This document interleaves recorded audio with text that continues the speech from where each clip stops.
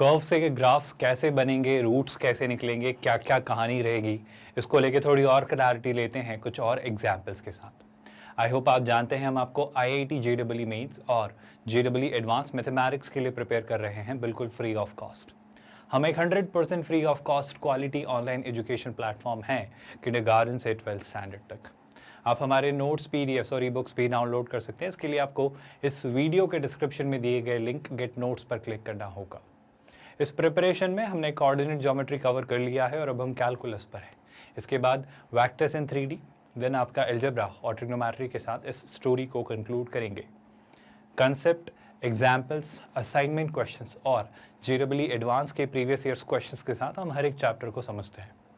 आज अगर इस कंसेप्ट को एक्सप्लोर किया जाए तो देखिए ज़रा ध्यान से, हमें बोल रहा है draw the graph of y is equals to x times e to the power x, also find the range of the function, find the point of inflection and find the value of k if x times e to the power x is equals to k has two distinct real roots. Now mind you everyone, ये कुछ interesting सा है, बात करेंगे सारी कहानी छोड़ मुझे सबसे ज़्यादा ज़रूरी तो यही लग रहा है सर कि जो कर्व दिया गया है y is equals to x times e to the power x, इसे मैं कैसे सोच सकता हूँ और इसके बारे में अपना क्या ऑब्जर्वेशन ला सकता हूँ। सबसे पहले मुझे बस एक थोड़ी सी हिंट दे दो, ये एक्स एक्सिस पर कहाँ से कहाँ तक ट्रेस होगा, मतलब आप क्या देख पा रहे हो, आप क्या नहीं रख पाओगे, आप क्या रख सकते हो। मेरे ख्याल से सर एक्स कोई समस्या नहीं है और e to the power x में भी x कोई समस्या नहीं है। मतलब मेरा कहना है, आप बताओ कोई सी वैल्यू जो रखूं तो प्रॉब्लम होगी, मेरे ख्याल से तो कुछ नहीं है। मतलब x क्या प्रॉब्लम देगा आपको, और e की पावर x में भी जो x है वो कोई समस्या नहीं है। तो मैं ये कहूंगा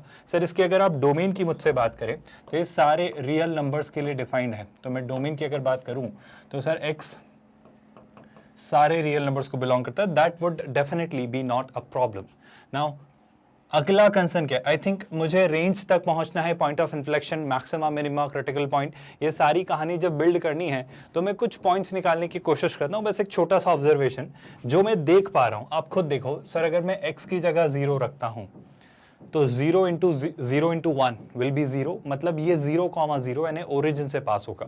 तो एक और अच्छी सी बात मुझे पता चल रही है कि सर ये ओरिजिन 0,0 से पास होगा, है ना। मैं जो कहना चाह रहा हूँ वो ये कि f ऑफ 0 0 है, यानी definitely it will pass through origin यानी 0,0। Do you all agree with that? I hope this doesn't confuse anyone at all. Now, अब क्या, अब मेरा कहना है अगर मैं वो पॉइंट ऑफ इन्फ्लेक्शन या रेंज या क्रिटिकल पॉइंट्स फिगर आउट करने में इंटरेस्टेड हूँ, मैक्सिमा, मिनिमा, अपने global maxima, global minima, overall इस फंक्शन का नेचर, तो मैं थोड़ा सा ऐसे डिफरेंशिएट करके कुछ सोचने की कोशिश करता हूँ, है ना।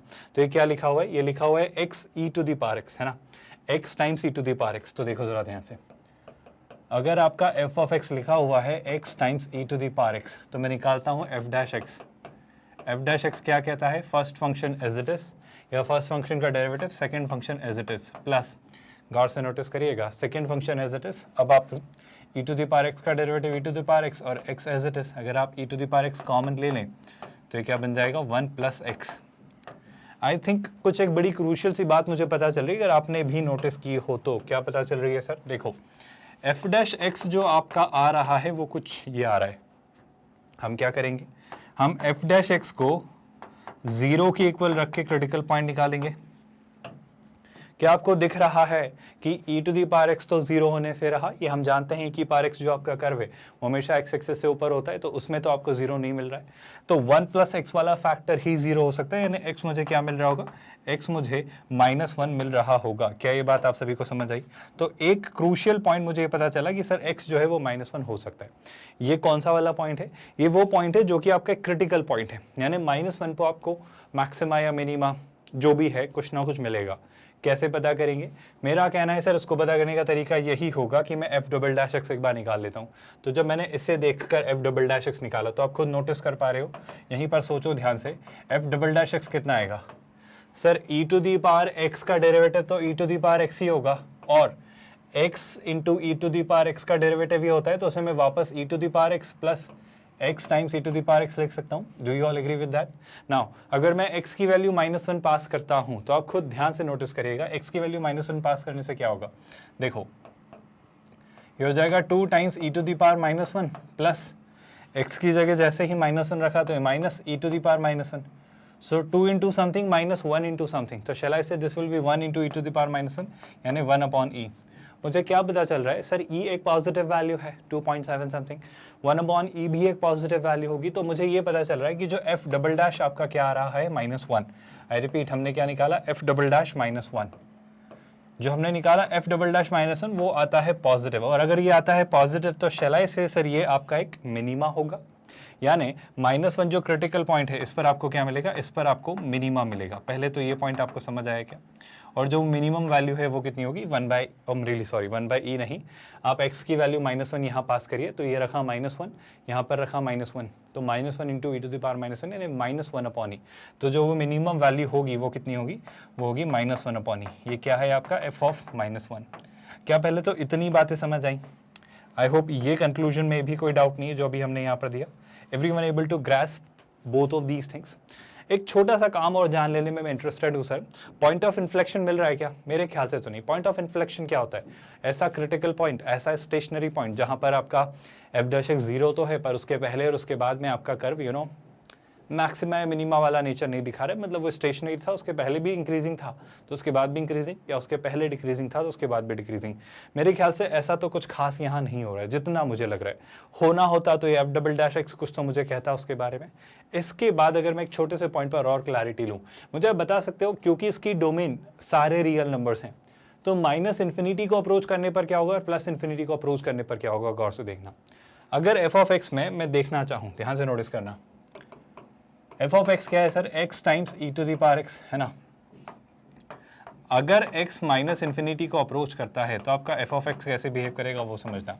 देखो ये -∞ है, ये e की पावर -∞ यानी 1/e टू द पावर ∞, यानी 1/e टू द पावर ∞ तो 1/∞ यानी 0, तो टेक्निकली क्या हो जाएगा, -∞ इंटू 0। नाउ ये थोड़ा सा मेरे लिए मुश्किल है समझना कि एग्जैक्टली क्या हो रहा होगा, पर फिर भी मुझे जो अंदाज़ा लग रहा है वो ये कि ये काफ़ी छोटी वैल्यू होगी, ध्यान से सुनना, और ये काफ़ी बड़ी वैल्यू होगी। और जब काफ़ी बड़ी वैल्यू को काफ़ी छोटी वैल्यू से आप मल्टीप्लाई करोगे तो काफ़ी छोटी वैल्यू ही मिलेगी। आप समझते हो ना?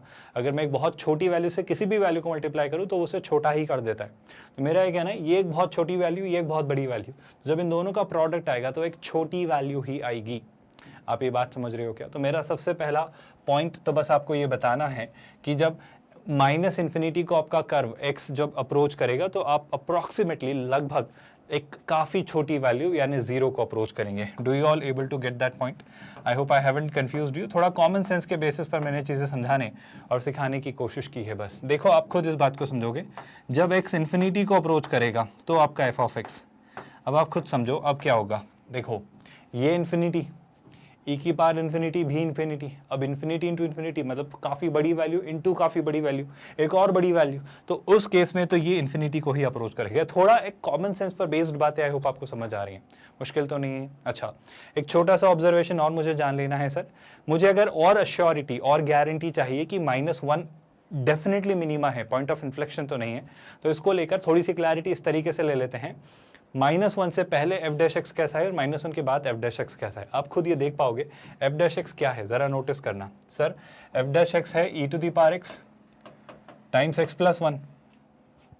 बड़ी कॉमन सेंस वाली बात है, आप खुद देख पाओगे कि सर देखो -1 से बड़ी वैल्यूज के लिए आप खुद सोचो, e टू द पावर कुछ भी हो वो तो पॉजिटिव है, तो इसको लेकर तो कुछ सोचने की जरूरत ही नहीं है, ये तो हमेशा ही क्या रहेगा, ये तो हमेशा ही पॉजिटिव रहेगा। तो मेरे लिए चिंता का विषय क्या है, मेरे लिए चिंता का विषय है, तो जब -1 से बड़ी कोई वैल्यू लेता हूँ, जैसे कि 0, 1, 2, 3 कुछ भी, या इवन -0.5 कुछ भी आप लें, तो ये पॉजिटिव ही रहेगा। तो -1 से बड़ी वैल्यू के लिए पॉजिटिव और -1 से छोटी वैल्यू के लिए नेगेटिव। आप मेरी बात समझ पा रहे हो? मैं कहना चाह रहा हूँ ये एक्चुअली है क्या सर, ये है आपका f'।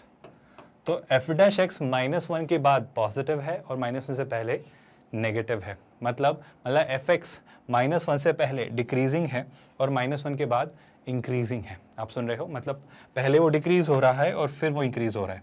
तो ऑफ कोर्स -1 पर तो आपको मिनिमा मिलना तय है। अब ये थोड़ा ऐसा क्यों बनाया सर आपने, ये ऐसा क्यों नहीं बनाया, इसके पीछे कहानी बस इतनी सी है कि अगर आपने ये बात नोटिस करी तो आपको बहुत कुछ समझ आएगा। अब जितना भी सारा ज्ञान मुझे मिला उस सारे ज्ञान के बेसिस पर मैं कुछ बातें कहना चाह रहा हूँ, ध्यान से देखना। ये सारी बातें हम अप्लाई करेंगे और एक कॉमन कंक्लूजन पर आएंगे, बहुत ध्यान से नोटिस करना, और उसी से आप अपना आंसर शायद बता पाएँ या इन आंसर्स को फिगर आउट कर पाएँ। तो देखिएगा ध्यान से, हमारे पास ऑफकोर्स क्या होगा, एक अपना y एक्सिस और इसी तरीके से हमारे पास अपना एक्स एक्सिस भी होगा, ये कुछ इस तरीके से। अब आप बोलना क्या चाह रहे हो सर? मैं आपसे कहना चाह रहा हूँ, देखो जब x माइनस इन्फिनिटी की तरफ जा रहा है तो y 0 की तरफ जा रहा है ना, y 0 की तरफ जा रहा है। अब सुनना ध्यान से, y 0 की तरफ ऐसे जा सकता है क्या? ऑफ कोर्स नहीं। क्यों सर? क्योंकि ये तो इंक्रीजिंग फंक्शन की निशानी है, तो मुझे कैसा बनाना है? डिक्रीजिंग। और इसकी सबसे छोटी वैल्यू कहाँ मिल रही है सर? इसकी सबसे छोटी वैल्यू आपको -1 पर मिल रही है, जो कि यहाँ है। मैं थोड़ा सा एक लिबर्टी आपसे लेना चाहता हूँ। मैंने ना y एक्सिस थोड़ा सा इधर बना लिया, मैं इसको इधर शिफ्ट कर लूँ तो चलेगा क्या, ताकि मेरे पास थोड़ा सा स्पेस हो चीज़ें बनाने का। मान लो ये पॉइंट है -1। सर इस फंक्शन की वैल्यू -1 पर कितनी है? जब इस फंक्शन की वैल्यू -1 पर निकाली तो -1/e, जो कि एक सिग्निफिकेंटली नेगेटिव वैल्यू है ना। तो -1/e लेट्स से कुछ ऐसा होगा जो कि क्या है, -1/e। तो -1 पर ये अपना मिनिमा अटेन करता है, मतलब इससे कम ये वैल्यू नहीं लेगा। अब -1 तक एक ये डिक्रीजिंग फंक्शन है, और इन्फिनिटी पर, -इन्फिनिटी पर क्या है, 0। तो 0 से आ रहा है, 0 से आ रहा है, डिक्रीज हो रहा है, और यहाँ पर आ रहा है। आप सुन रहे हो ये बात? 0 से आते आते डिक्रीज होते होते यहाँ पर आ रहा है। आई होप आपको ये बात समझ आ रही है। कहाँ पर? -1/e तक। किस पर? x की वैल्यू -1 पर। इसके बाद ये इंक्रीज हो रहा है, और ऑफ कोर्स कहाँ से पास हो रहा है? ओरिजिन से पास हो रहा है। तो एक कर्व कुछ ऐसा निकल जाएगा। आपको मेरी बातें समझ आ रही है? मैं 2-3 छोटी छोटी सी बातें कहना चाह रहा हूँ। पहला ऑब्जर्वेशन ये कि ये कर्व इस तरफ आपका 0 तक जाएगा, जैसे जैसे x -इन्फिनिटी तक जाएगा। -1 पर आप अपनी सबसे छोटी वैल्यू लोगे -1/e। -1 के बाद ये बढ़ता चला जाएगा, और 0 पर ये कर्व 0 होगा। और ऑफ कोर्स जैसे जैसे आप इन्फिनिटी की तरफ जाओगे, आपका कर्व भी इन्फिनिटी की तरफ जाएगा। क्या आपको ये सिंपल से पॉइंट समझ आ रहे हैं? तो एक कर्व ऐसा क्यों बना, ये बात आपको कंफ्यूज तो नहीं कर रही है? आई होप ये एक कंटिन्यूअस फंक्शन है, क्योंकि x into e to the power x मेरे ख्याल से तो कहीं डिसकंटिन्यू नहीं होगा। इसमें समस्या कहाँ है? ना x के साथ समस्या है, ना e to the power x, मतलब x भी एक continuous function, e to the power x भी एक कंटिन्यूअस फंक्शन। तो x into e to the power x तो एक कंटिन्यूअस फंक्शन होगा ही होगा, तो ये तो कोई समस्या वाली बात नहीं है। तो इस तरीके से मैं कहूँगा कि हाँ, आप एक कंटिन्यूअस फंक्शन से डील कर रहे हैं। तो ग्राफ भी सॉर्टेड, डिफरेंशिएबल भी है, 1 पर कोई इशू नहीं है, -1 पर ये आपका मिनिमा लेगा। इसके अलावा कोई और पॉइंट आपको दिख रहा है? पॉइंट ऑफ इन्फ्लेक्शन मेरे ख्याल से तो नहीं दिख रहा है। तो मैं सबसे पहले तो ये कहूँगा, जब मैंने इस फंक्शन का ग्राफ बनाया तो मुझे शायद इसकी रेंज पता चल गई। इसमें कोई पॉइंट ऑफ इन्फ्लेक्शन है ये नहीं है, ये भी पता चला। रेंज क्या रही सर? आप मिनिमम वैल्यू जो उठा रहे हो, है ना, यहाँ पर जो मिनिमम वैल्यू है वो आपकी है -1/e, और इससे कहाँ तक जा रहे हो? इन्फिनिटी तक, है ना। तो पहला जो सवाल है, find the range of the function, तो वो क्या है सर? वो है -1/e से इन्फिनिटी तक।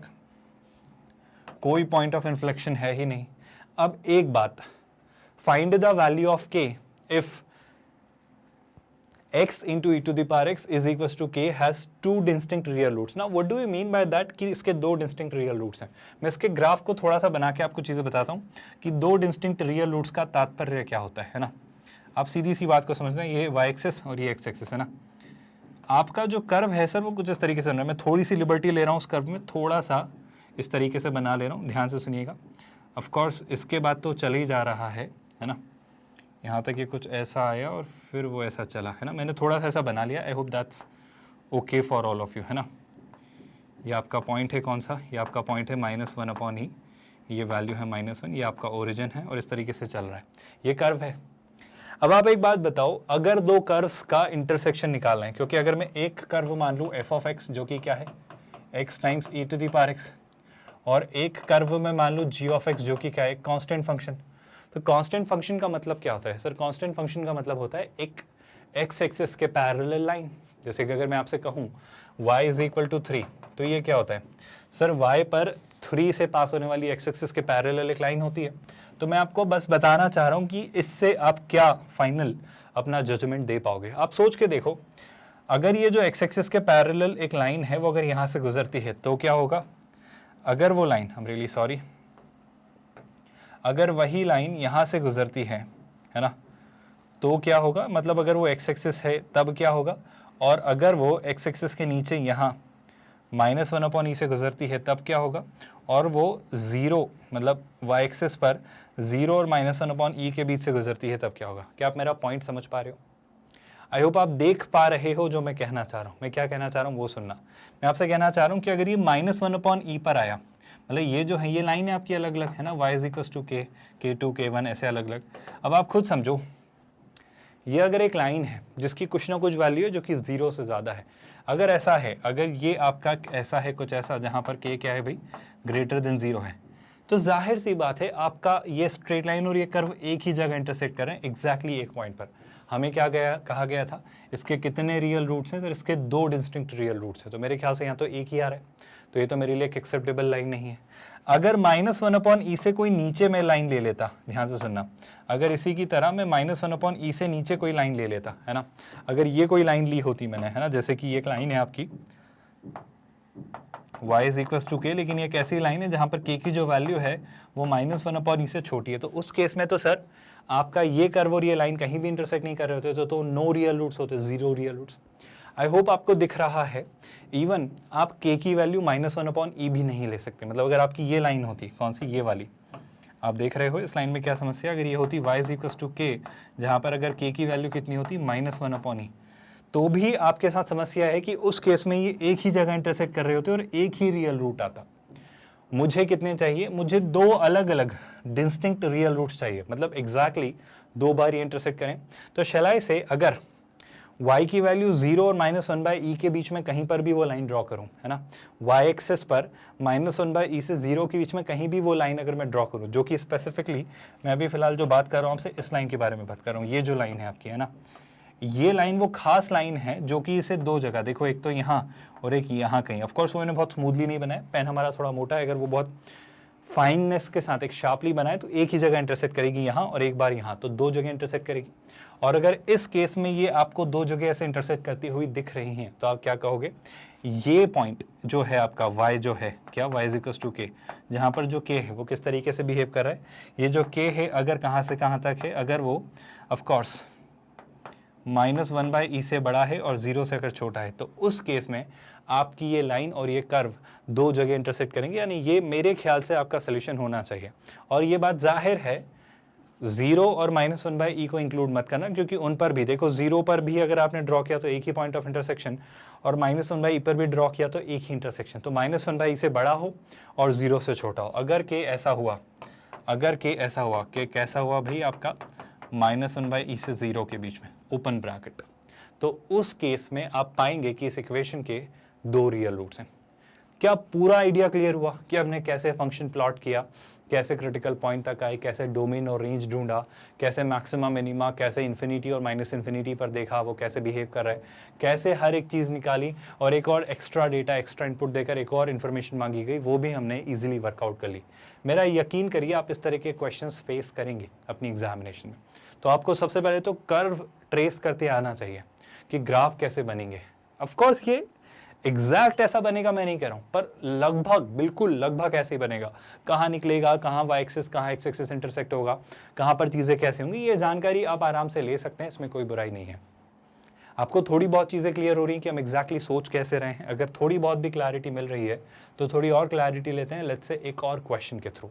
समझिएगा क्या लिख रहा है वो, find the minimum integral value of k। तो k की सबसे छोटी इंटीग्रल वैल्यू निकालनी है, जिसके लिए ये जो इक्वेशन है क्या, e⁻x = kx² has exactly 3 real distinct real solutions, है ना। तो आई होप आप देख पा रहे हो कि e⁻x का ग्राफ कैसे दिखता है और kx² का ग्राफ कैसा दिखता है। और अगर मैं इन दोनों को देख पाऊँ तो शायद मैं कंक्लूड कर सकता हूँ कि कितनी जगह कितने इंटीग्रल सोल्यूशंस आपको मिलेंगे। दोनों बातें बताना शायद मुश्किल काम नहीं है। और ऑफ कोर्स मुझे क्या पता करना है, मुझे minimum integral value of k पता करनी है। अब देखो 2 तरीके मैं आपको बताने की कोशिश करता हूँ। एक तरीका ये एक्सपोनेंशियल फंक्शन, ये पैराबोला, और एक्सपोनेंशियल फंक्शन और पैराबोला कितनी बार कहाँ कहाँ कैसा कैसे इंटरसेक्ट करते हैं, ये सारी कहानी तो आई थिंक मैं निकाल सकता हूँ। समझने की कोशिश करना, एक कॉमन सेंस पर मैं बस बात करने जा रहा हूँ। अगर वो क्लियर हो जाएगा तो आप काफ़ी हद तक चीज़ें समझ पाओगे कि एग्जैक्टली मैं कहना क्या चाह रहा हूँ। तो ध्यान से सुनना, थोड़ा सा एक आइडिया देना चाह रहा हूँ रफ सा।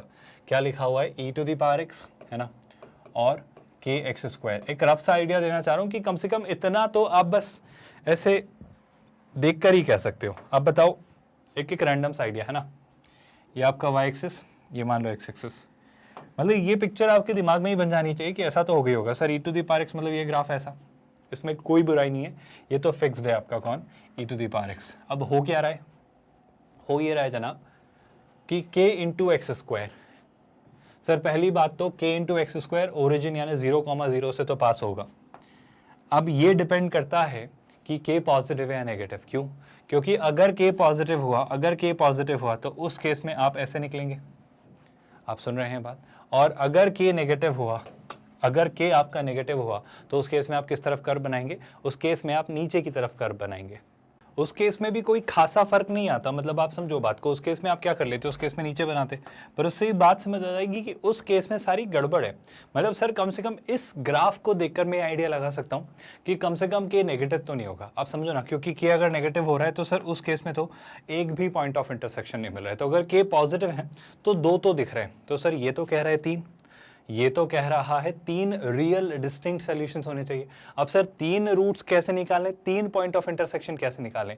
मेरा कहना है उसका एक तरीका है, आप ध्यान से समझो इस बात को। ये e⁻x ऐसा कुछ जा रहा है जो कि एक्सपोनेंशियली जा रहा है, जिसका कर्वेचर मैंने लगभग ऐसा बनाया है, पर वो समझने की कोशिश करो, वो उठता है, एकदम से उठता है, कुछ ऐसा है ना। और जो आपका मतलब जो मैं पॉइंट समझाने की कोशिश कर रहा हूँ वो ये ओवरऑल, प्लीज़ ध्यान से देखिएगा इस बात को। मैं इसे ऐसे बना देता हूँ, जो मैं कहना चाह रहा हूँ समझना। ये जो e⁻x का कर्व है वो कुछ ऐसा जाएगा, और जो आपका ये वाला कर्व है ना, ये हो सकता है इसे इस तरीके से और आगे ही एक्सटेंड होके एक बार और कहीं ना कहीं इंटरसेक्ट कर ले और यहाँ से कर लें। इस तरीके से चांसेस हैं, संभावना है कि यहाँ पर कहीं एक बार और इनका इंटरसेक्शन हो जाए जब ये एक्सटेंड होंगे कहीं जाकर। तो मैं कह रहा हूँ सर ये तरीका तो ना जच नहीं रहा है, ये तरीका इतना अच्छा नहीं लग रहा है, इतना सही नहीं लग रहा है, क्योंकि मुझे स्पष्ट चीज़ें दिख नहीं रही हैं। तो क्या कोई और तरीका भी हो सकता है? मतलब के अपने आप को कैसे ऐसे एडजस्ट करेगा ताकि फाइनली आप इसे निकाल पाओगे और कहोगे कि इसके 3 डिस्टिंक्ट रूट्स होंगे या इसके 3 सोल्यूशन होंगे, मतलब एग्जैक्टली 3 जगह ये इंटरसेक्ट करेंगे। तो मैं कहूँगा एक तरीका है, समझो बात को, एक और पर्सपेक्टिव है इसको सोचने का। और मैं सच कहूँ, जिसको मैं अभी जो प्रीवियस क्वेश्चन मैंने सॉल्व किया ना, उसका जो थर्ड पार्ट, उसके जैसे ही कुछ बनाना चाह रहा हूँ। जैसे कि जो दूसरा तरीका जो मैं कह रहा था वो ये है, क्या मैं लिख सकता हूँ e⁻x upon x square is equal to k. आप सुन रहे हो मैं क्या कहना चाह रहा हूँ? मैं कहना चाह रहा हूँ मैं इस फंक्शन को f(x) की तरह ट्रीट करता हूँ। मतलब मैंने एक फंक्शन बना लिया क्या, f(x), जो कि है मान लो e⁻x अपॉन एक्स स्क्वायर, और मैंने इसका ग्राफ प्लॉट कर लिया, मैंने इसका ग्राफ प्लॉट कर लिया। और फिर वही बात, ये क्या है, y इक्वल्स टू के, एक x एक्सिस के पैरेलल स्ट्रेट लाइन, और मैं देख लूंगा ये लाइन इस कर्व को किससे किसके बीच में या किस जोन में या किस डोमेन में या किस रेंज में 3 जगह, एग्जैक्टली 3 जगह अलग अलग जगह इंटरसेक्ट कर रही है। अगर ऐसा कुछ मिल जाए तो मैं कहूँगा वो हमारा आंसर होगा। तो मैं कुछ इस तरीके से सोचने की कोशिश कर रहा हूँ। पर यहाँ ट्रिकी पार्ट क्या है? सो ट्रिकी पार्ट ये है कि अब आपको ये सोचना है that e⁻x upon x square का ग्राफ कैसे बनता है। तो पहले तो एक क्वेश्चन समझ आ रहे हैं हम क्या कर रहे हैं, हमने क्वेश्चन अपने अकॉर्डिंग ऑप्टिमाइज किया। अब e⁻x अपॉन एक्स स्क्वायर को अगर मैं सोचने चला तो सारी बातें छोड़, मुझे समझ आ रहा है सर, अगर आपके पास फंक्शन है f(x) जिसे आप लिखते हैं e⁻x upon x square, denominator में एक्स स्क्वायर देखते ही समस्या नजर आ रही है। e⁻x एक कंटिन्यूअस और डिफरेंशिएबल फंक्शन, एक्स स्क्वायर एक कंटिन्यूअस और डिफरेंशिएबल फंक्शन। तो e⁻x अपॉन एक्स स्क्वायर एक कंटिन्यूअस और डिफरेंशिएबल फंक्शन होगा, बस एक समस्या के साथ कि जहां एक्स स्क्वायर 0 होगा वो पॉइंट मुझे थोड़ा यहाँ से हटाने होंगे, और वो वैसे भी डोमेन से हट जाएंगे क्योंकि आप x को 0 लेना अब अफोर्ड नहीं कर सकते। क्या आप मेरी बात समझ पा रहे हो? तो मैं पहले तो ये सोचना चाह रहा हूँ, अगर मैं x को 0 नहीं ले सकता तो मुझे डोमेन क्या मिल रही है। अगर मैं डोमेन की बात करूँ आपसे, है ना, फिर वही कुछ 4-5 पैरामीटर्स पर चीजें निकाल लेते हैं। जैसे अगर इसकी डोमेन निकालनी चाहिए तो डोमेन क्या रहेगी सर? मुझे दिख रहा है सारी रियल वैल्यूज रख लेना सर, x की वैल्यू 0 मत रखना बस। तो आप कहोगे सारी रियल वैल्यूज एक्सेप्ट फॉर 0। तो इसका जो ग्राफ बनेगा e⁻x अपॉन एक्स स्क्वायर वो सब जगह बनेगा, बस 0 पर नहीं बनेगा। अच्छा एक और बात, अगर सर आप 0 को, आई रिपीट, अगर आप 0 को राइट हैंड साइड से अप्रोच करें तो फंक्शन कैसे अप्रोच करेगा, और अगर आप 0 को लेफ्ट हैंड साइड से अप्रोच करें तो फंक्शन किसे अप्रोच करेगा। ये 2 बातें और मुझे बता दो ताकि मैं जो डिसकंटिन्यूटी है तो उसमें क्या चीज़ें बन रही हैं, वो ग्राफ कैसे बनेगा वो समझना चाह रहा हूँ। तो सर जब आप 0 के राइट हैंड साइड यानी 0 से थोड़ी एक बड़ी वैल्यू ले लो, जैसे कि 0.1, अब देखो e⁻0.1 कुछ ना कुछ होगा, और डिनोमिनेटर में 0.1 का स्क्वायर कुछ और बहुत छोटा, आप समझ रहे हो। तो एक कुछ सिग्निफिकेंट वैल्यू को एक काफी छोटी वैल्यू से आप डिवाइड कर रहे हो। तो शैलाई से आप इन्फिनिटी की तरफ बढ़ रहे हो, आप मेरी बात समझ रहे हो। और इसी तरीके से अगर मैं आपको एक और ऑब्जर्वेशन देना चाहूँ कि जब आप 0 से छोटी कोई वैल्यू लेते हो, जैसे मान लेते हैं -0.1, उस केस में भी -0.1 का स्क्वायर भी तो कुछ बहुत छोटा पॉजिटिव वैल्यू ही रहेगी, और e की पावर -0.1 भी कुछ ना कुछ सिग्निफिकेंट एक नंबर रहेगा।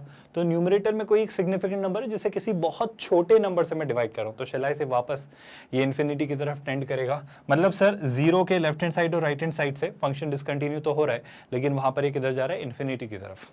मेरी बातें समझ आ रही हैं? चलो एक और बात निकाल लेते हैं सर। आपने कहा इसकी डोमेन है सारे रियल नंबर्स, मतलब आप 0 हटाकर बाकी सारी चीज ले रहे हो। तो मैं बस ये चेक करना चाह रहा हूँ, जब आप इन्फिनिटी को अप्रोच करें और जब आप माइनस इन्फिनिटी को अप्रोच करें, तब फंक्शन किसे अप्रोच करेगा, क्योंकि ये दोनों बातें भी मेरे लिए जान लेना जरूरी है। तो सर जब आप माइनस इन्फिनिटी को अप्रोच करेंगे तो फंक्शन किधर जाएगा वो समझो, ध्यान से देखना। ये माइनस इन्फिनिटी, इसका स्क्वायर, ऐसे सोचो कोई बहुत छोटी वैल्यू, तो उसका स्क्वायर काफी बड़ी एक पॉजिटिव वैल्यू। आप मेरी बात समझ पा रहे हो? माइनस इन्फिनिटी मतलब नंबर स्केल पे काफी उस तरफ लेफ्ट हैंड साइड पर रखी हुई कोई बहुत छोटी वैल्यू, लेकिन उसका स्क्वायर उतना ही बड़ा हो जाएगा क्योंकि ये माइनस इन्फिनिटी जैसी कुछ वैल्यू है। आप समझ रहे हो ना? अच्छा एक और बात, e to the power minus infinity 1 upon e to the power infinity, तो शैलाई से ये हो जाएगा ओवरऑल 1 अपॉन इन्फिनिटी, क्योंकि ये इन्फिनिटी का स्क्वायर और इन्फिनिटी मतलब ओवरऑल एक काफी बड़ी वैल्यू डिनोमिनेटर में और न्यूमरेटर में 1। तो 1 अपॉन इन्फिनिटी क्लियरली क्या होता है, 0। मैं बहुत हाइपोथेटिकल बातें करता हूं पर आप मेरी बातें समझ पाते हो ऐसा मैं मानता हूं, है ना? क्योंकि लिमिट एक ऐसा ही कंसेप्ट है जो बस ट्रेंड प्रेडिक्ट करने के लिए रखा गया है कि आप पता कर पाएं कि ये किस तरफ जा रहा होगा। तो हम सोचते हैं बहुत बड़ी वैल्यू, बहुत छोटी वैल्यू, और इस तरीके से चीजें सोचते हैं, इमेजिन करते हैं ना, हाइपोथेसिस से। तो मैं कहना चाह रहा हूं जब आप माइनस इन्फिनिटी को अप्रोच करेंगे तब आपका फंक्शन किसे अप्रोच कर रहा होगा, 0 को। वहीं दूसरी ओर अगर आपका x जो है वो इन्फिनिटी को अप्रोच करे तो उस केस में आपका फंक्शन किसे अप्रोच करेगा वो समझना। बहुत मजेदार सी बात है, ध्यान से सुनना। मुझे ये बताओ, e की पावर इन्फिनिटी और एक्स स्क्वायर, तो it would be like infinity upon infinity. लेकिन यहां पर एक छोटा सा रिलेशन आप निकाल सकते हो कि सर अगर मैं दो तरीके आपको बताने की कोशिश करता हूं, आप कैसे सोच रहे हो। अगर मैं लिमिट निकालना चाह रहा हूं तो क्या लॉपिटल रूल लगा दूं, e to the power x upon x square, L'Hopital लगाया तो क्या हो जाएगा, e to the power x upon 2x, फिर इन्फिनिटी अपॉन इन्फिनिटी, फिर लॉपिटल लगाया तो e to the power x upon 2, फिर इन्फिनिटी पास किया तो इन्फिनिटी अपॉन 2, और इन्फिनिटी अपॉन 2 इन्फिनिटी ही होता है। क्या आप मेरी बात समझ पाए? मतलब मैंने हवा में इसे सॉल्व किया, बट आई होप आप डाइजेस्ट कर पा रहे हो कि e की power x upon x square को लॉपिटल लगाकर 2 बार लगाया है। फाइनली जब x इन्फिनिटी को अप्रोच कर रहा है, ये एक्सप्रेशन किसे अप्रोच करेगा, इन्फिनिटी को ही। क्या ये दो बातें समझ आई हैं? मुश्किल तो नहीं है चीज़ें? क्या आप डाइजेस्ट कर पा रहे हो कि एग्जैक्टली हम करना क्या चाह रहे हैं सारी बातों के थ्रू?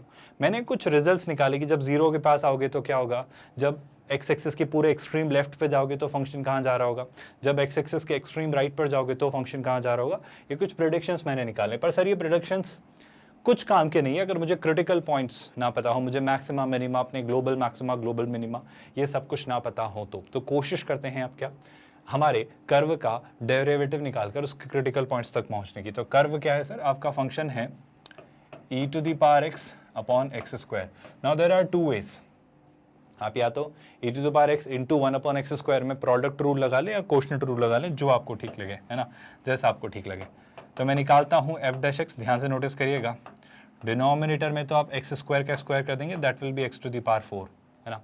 न्यूमरेटर का डिफरेंशिएशन तो e to the power x का डेरिवेटिव एज इट इज, और मल्टीप्लिकेशन में किया जाएगा एक्स स्क्वायर माइनस डिनोमिनेटर का डेरिवेटिव, तो एक्स स्क्वायर का डेरिवेटिव 2x और e to the power x as it is, यानी न्यूमरेटर एज इट इज। कोई परेशानी इस बात से? वापस से फिर वही कहानी सर, हम देखना चाहेंगे कि f डैश x कहाँ 0 हो रहा है। उससे देखने के लिए डिनोमिनेटर तो गया, क्योंकि x की पावर 4 हमेशा एक नॉन नेगेटिव वैल्यू देगा, मैं 0 वैसे भी ले नहीं रहा हूँ उसे, तो न्यूमरेटर को ही देख लेना है। न्यूमरेटर ओवरऑल क्या दिख रहा है, e to the power x into even e to the power x में के साथ में x भी कॉमन ले रहा हूँ, तो फाइनली अंदर क्या बच रहा है, अंदर बच रहा है x minus 2 divided by x to the power 4। अब अगर मैं आपसे पूछूं, आप क्रिटिकल पॉइंट को लेकर अंदाजा लगा पा रहे हो क्या? सर देखो, ये आपकी एक पॉजिटिव वैल्यू, मतलब 0 होगा नहीं क्योंकि डिनोमिनेटर है तो हमेशा पॉजिटिव ही होगा। e to the power x आपकी एक पॉजिटिव वैल्यू, तो डिसाइड करवाने वाले पैरामीटर कौन कौन है? आप देख पा रहे हो x और x माइनस 2। तो मैं कहना चाह रहा हूँ x और x माइनस 2 पर अगर मैं वेवी कर्व मेथड लगाऊं तो मेरे पास 2 पॉइंट आते हैं 0 और 2, है ना। ऑफ कोर्स 0 आप इंक्लूड करेंगे नहीं क्योंकि फंक्शन के डोमेन में नहीं है, लेकिन 2 को तो मैं इंक्लूड कर सकता हूँ, ध्यान से सुनना। और इधर कहाँ माइनस इन्फिनिटी होगा और इधर कहीं आपका प्लस इन्फिनिटी होगा। अब जाहिर सी वाजिब सी बात है, शायद मुझे इस बारे में बात करने की जरूरत नहीं, प्लस माइनस प्लस आप चलाएंगे। 2 से बड़ी वैल्यूज़ पर ये पॉजिटिव, 0 से 2 के बीच नेगेटिव, और 0 से छोटी वैल्यूज़ पर ये वापस पॉजिटिव। इससे क्या पता चल रहा है? इससे ये पता चल रहा है कि 0 से पहले ये फंक्शन इंक्रीजिंग है, 0 से 2 के बीच में डिक्रीजिंग है, और 2 के बाद ये वापस इंक्रीजिंग है। एफ डैश एक्स का नेचर, मतलब एफ डैश एक्स का पॉजिटिव और नेगेटिव होना मुझे एफ एक्स का नेचर बताता है कि एफ एक्स आपका कैसा इंक्रीजिंग या डिक्रीजिंग, ये सारी कहानी पता चलती। और एनीवे 0 पर डिसकंटिन्यूटी है, ये बात आप याद रखना। तो कुछ क्लूज मेरे पास है ना, एक तो ये वाला क्लू और एक हमारा ये वाला क्लू, एक तो ये वाला पॉइंट और एक ये वाला एस्पेक्ट। अगर इस पूरे डेटा को मैं क्लब करूं, आई होप इस बात से आप अंदाजा लगा पा रहे हो, एक रफ सा स्केच, एक रफ सा आइडिया देना चाहो। जैसे देखो नंबर स्केल पे ये एक्स एक्सेस होगा, वाई एक्सेस होगा, है ना, यहाँ कहीं 0 होगा, यहाँ कहीं 2 होगा, है ना। अब आप खुद सोचो आपका ये वाला पॉइंट क्या कहता है? सर ये वाला पॉइंट जो है ये कहता है, ध्यान से नोटिस करना, जब x, अब ध्यान से नोटिस करो, मैं ओवरऑल एक ऑथेंटिक एक एक्यूरेट ग्राफ ही बना देता हूँ ताकि बात खत्म हो ना। डबल मेहनत हम क्यों करें? That makes no sense at all, to be very honest. And of course मुझे अभी इसके मैक्सिमा और मिनिमा भी जानने हैं क्योंकि वो भी हमारे लिए काफ़ी काम के हैं। तो अभी बस इसी बात पर मैं आ रहा हूँ कि मैक्सिमा और मिनिमा क्या रहे होंगे। देखो ध्यान से, एक छोटी सी बात बताओ, क्या आप देख पा रहे हो 0 पर मुझे क्या मिल सकता है? देखो फंक्शन गिरा, सॉरी फंक्शन इंक्रीज हुआ, फिर रुका और फिर डिक्रीज हुआ, तो 0 पे मुझे क्या मिलना चाहिए? मैक्सिमा। पर सर 0 पे फंक्शन डिसकंटिन्यूअस है, तो 0 पर मत देखो, है ना। फंक्शन गिरता रहा, रुका और फिर उठा, और 2 पर फंक्शन कंटिन्यूअस और डिफरेंशिएबल दोनों है, तो 2 पर शैलाई से मुझे एक मिनिमा मिलेगा। मैं नहीं कह रहा लोएस्ट वैल्यू मिलेगी, मैक्सिमम वैल्यू मिलेगी, मुझे नहीं पता क्या है, पर एक मिनिमा मिलेगा, एक लोकल मिनिमा तो मिलेगा। तो 2 पर कोई एक छोटी से छोटी वैल्यू मुझे मिलेगी। और अगर 2 पर इस फंक्शन की वैल्यू निकाली जाए तो कितनी होती है? देखो जरा ध्यान से, एफ ऑफ 2 अगर बस इन जनरल में निकालना चाहूँ तो एफ ऑफ 2 कितना होता है? सर एफ ऑफ 2 आप देखो ध्यान से, ई स्क्वायर अपॉन 2 की पावर 2 यानी ई स्क्वायर बाई 4 कुछ होता है, और ये समथिंग कुछ पॉजिटिव वैल्यू है ना। तो 2 पर मुझे कुछ सिग्निफिकेंट वैल्यू यहाँ पर ऐसे कुछ मिल रही है, जैसे मैं क्या कह ले रहा हूँ, ई स्क्वायर बाई 4। अब एक जनरल सा मैं आइडिया आपको देने की कोशिश कर रहा हूँ, आप समझो।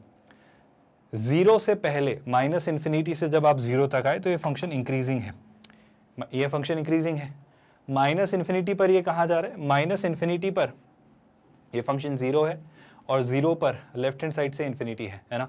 तो आपको रियलाइज हो रहा है, मेरी एक बात समझने की कोशिश करना, माइनस इन्फिनिटी पर 0 हो रहा है, 0 पर इन्फिनिटी हो रहा है और इंक्रीज हो रहा है, तो शेलाई से सबसे अच्छा कर्वेचर जो दिखता है वो ऐसे ही दिखता है। तो ये कर्व सबसे पहले इधर तो कैसा दिखेगा? ये कर्व कुछ इस तरीके से जा रहा होगा, है ना, और 0 पर डिसकंटिन्यू होना है तो ऐसा हो जाएगा। दूसरी बात, एक और इंपॉर्टेंट ऑब्जर्वेशन, सर 2 पर ये ना लोकल मिनिमा लेगा, 2 से पहले डिक्रीज होगा और 2 के बाद फिर इंक्रीज होगा। अच्छा, 0 पर राइट हैंड साइड से क्या हो रहा है? 0 पर राइट हैंड साइड से, सर 0 पर अगर आप राइट हैंड साइड देखें तो आप इन्फिनिटी है, मतलब इन्फिनिटी से गिर रहा है ना, और इन्फिनिटी पर जाकर भी इन्फिनिटी हो रहा है। इसका क्या मतलब? इसका ये मतलब है, ध्यान से सुनना, 0 के राइट हैंड साइड से इन्फिनिटी है और उसके बाद क्या है? डिक्रीजिंग है 0 से 2 के बीच में। तो 0 से 2 के बीच में इन्फिनिटी से 2 तक आया, फिर क्या हुआ? फिर ये 2 पर जैसे ही आया उसके बाद इंक्रीज होना शुरू और फिर इन्फिनिटी तक गया, क्योंकि जैसे जैसे आप x को लेकर जाओगे ये कर्व भी इन्फिनिटी तक जाएगा। और ऑफ कोर्स इसका लोकल मिनिमम मुझे 2 पर मिला क्योंकि डिक्रीज होकर इंक्रीज हुआ, और 0 पर ये डिसकंटिन्यू हो रहा है। तो कुछ ऐसा मुझे ग्राफ दिखेगा। आई होप आप मेरी बात समझ पाए। इसको थोड़ा और मैं प्रॉपर बना दे रहा हूँ ताकि आपको कोई कन्फ्यूजन ना हो, है ना। ये कर्व यहाँ तो ऐसा चल रहा होगा, यहाँ ऐसा चला, मतलब ऑफकोर्स यहाँ माइनस इन्फिनिटी, ये आपका इन्फिनिटी, ये आपका 0, और यहाँ पर ये कर्व कुछ इस तरीके से गया होगा, है ना, यहाँ पर ये कर्व कुछ इस तरीके से गया होगा, क्योंकि जनाब यहाँ पर ये जो पॉइंट आपका है ये आपका एक लोकल मिनिमा है। क्या आप मेरी इस बात को डाइजेस्ट कर पा रहे हैं? और अगर ये आपके लिए एक लोकल मिनिमा है तो ये जो x की वैल्यू है 2, यहाँ पर इसकी मिनिमम वैल्यू कितनी है? ये मिनिमम वैल्यू है e square by 4। I hope I am not confusing anyone. और ये ओवरऑल जो कर्व है ये कौन सा है? ये कर्व है आपका e to the power x upon x square. पहले तो आपको ये फंक्शन का ग्राफ समझ आ रहा है कि ऐसा क्यों बन रहा है। I repeat, e to the power x upon x square का ग्राफ ऐसा क्यों बन रहा है, समझ आ रहा है। And I hope I need not tell, अगर मुझे इसका इंटरसेक्शन निकालना है एक straight line y equals to k के साथ, तो शायद मुझे बताने की जरूरत नहीं है, वो जो स्ट्रेट लाइन आपकी रहेगी sir y equals to k, वो मिनिमम, वो वर्स्ट केस में मिनिमम यहाँ से उठाई भी आपने, अगर यहाँ से उठाई तो मिनिमम यहाँ रख लेना, क्योंकि इस केस में आपका 2 पॉइंट ऑफ इंटरसेक्शन आएंगे, एक जगह यहाँ टच करेगा और एक, पर इसके ऊपर कहीं भी रखोगे, इस पॉइंट के ऊपर कहीं भी रखोगे तो आप खुद देख पा रहे होंगे ये दो और ये एक, मतलब 3 पॉइंट ऑफ इंटरसेक्शन मिलने तय है। मतलब क्या आप देख पा रहे हो, ये हमारे लिए वो क्रूशियल पॉइंट है, कौन सा, e²/4, जिसके ऊपर अगर मैंने k को रखा तो डेफिनेटली मैं हमेशा इसके कर्व के, किसके, e⁻x/x² के k के साथ 3 डिस्टिंक्ट अलग अलग पॉइंट ऑफ इंटरसेक्शन निकाल सकता हूं।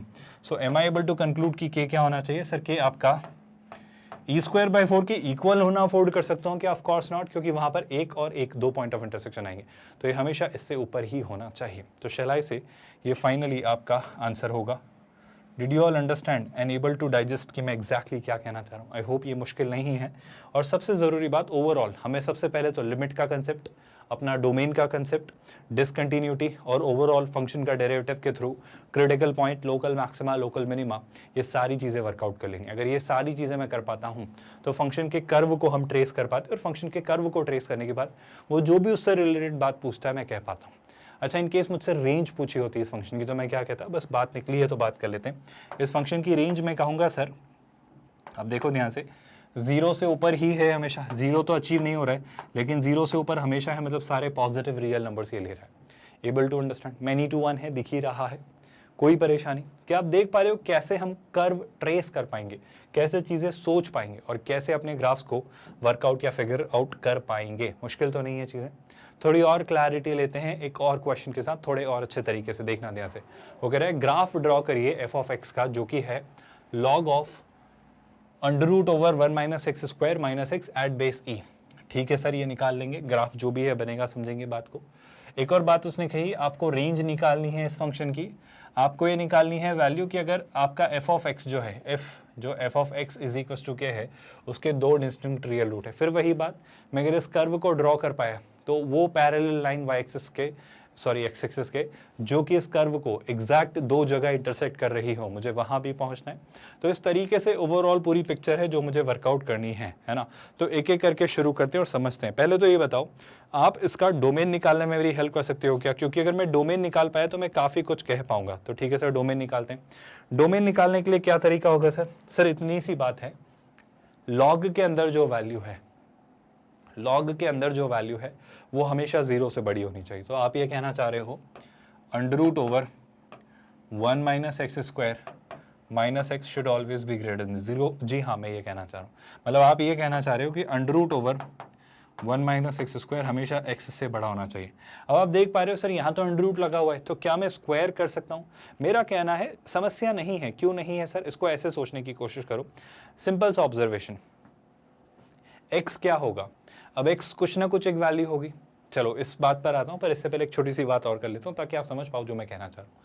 यहां पर 1 - x² किसके अंदर लिखा हुआ है? ये अंडर रूट के। इसको मैं सॉल्व करूंगा, पर उससे पहले एक और कंक्लूजन पता चल जाएगा ना, तो मैं इसे और अच्छे से सोच पाऊंगा। मतलब इसमें 2-3 रिजल्ट आएंगे, उस रिजल्ट्स को और रिफाइन कर देगा एक ये वाला रिजल्ट, ताकि आप कम सोचो, आप ज्यादा मेहनत ना करो। वो क्या मेहनत है जो कम कर देगी, उस बात पर बात करते हैं। √1 - x² क्या कहता है सर? अगर 1 - x² के ऊपर अंडर रूट लगा है ना, तो मेरा एक ओपिनियन ये कहता है हमेशा 0 या 0 से बड़ा होना चाहिए। मतलब आप क्या कहना चाह रहे हो? मैं कहना चाह रहा हूँ x² - 1 हमेशा 0 या 0 से छोटा होना चाहिए। मतलब x + 1 × x - 1 हमेशा 0 या 0 से छोटा होना चाहिए। मतलब x जो है टेक्निकली वो -1 से 1 के बीच होना चाहिए। आप सुन रहे हो जो मैं कहना चाह रहा हूँ?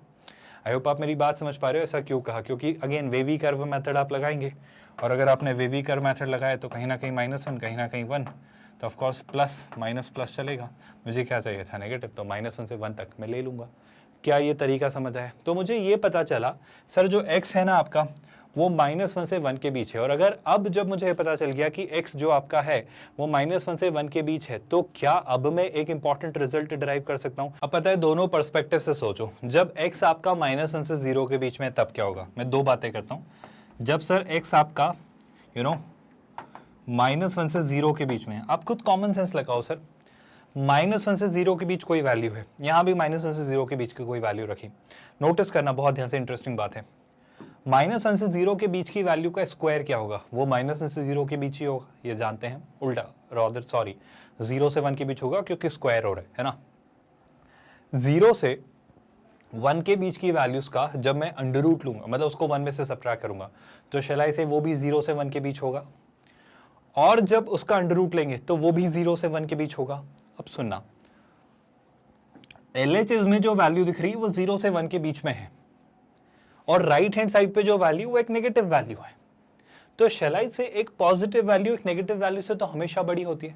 तो मैं कहूंगा ये बात ट्रू है x की इन सारी वैल्यूज के लिए। तो ये तो मेरे लिए डाइजेस्टेबल है, एक कॉमन सेंस वाली बात मैंने निकाली है। आई होप आप मेरी बात समझ पाए। मैं कह रहा हूं जब x आपका -1 से 0 के बीच है तो x स्क्वायर 0 से 1 के बीच, 1 में से जब उसे सबट्रैक्ट किया तो वो भी 0 से 1 के बीच, उसका अंडर रूट लिया तो वो भी 0 से 1 के बीच, यानी एक पॉजिटिव वैल्यू। और x जो है वो -1 से 0 यानी एक नेगेटिव वैल्यू है। तो एक पॉजिटिव वैल्यू एक नेगेटिव वैल्यू से एनीवे बड़ी ही होती है। तो मैं कहना चाह रहा हूं x की वैल्यू -1 से 0 तो मेरे लिए इस इनइक्वालिटी में एक्सेप्टेबल है, कोई दिक्कत नहीं है, कॉमन सेंस पर बेस। पर मैं अगर देखूं इस वाले पॉइंट पर कि सर x को मैं ले लेता हूं लेट से 0 से 1 तक, तो कुछ समस्या आती है क्या? देख लेते हैं। जब मैंने x को 0 से 1 लिया, मतलब ये एक आपकी कैसी वैल्यू है? Non negative. अब अगर ये एक नॉन नेगेटिव वैल्यू है और ये अंडर रूट लगाए तो नॉन नेगेटिव ही है, तो शेलाई से अब इन दोनों का मैं स्क्वायर कर सकता हूँ। जब मैंने दोनों का स्क्वायर किया, ध्यान से देखना, x जो है वो 0 से 1 के बीच है, मैं दोनों का स्क्वायर क्यों कर पा रहा हूँ? क्योंकि ये भी नॉन नेगेटिव है, ये भी नॉन नेगेटिव, वरना नहीं कर पाता, ये बात याद है ना।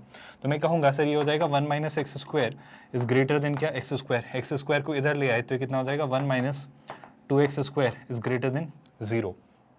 कन्फ्यूज तो नहीं कर रहा हूँ चीज़ों को लेकर? अब सुनना, मैं यहाँ से लिख सकता हूँ क्या?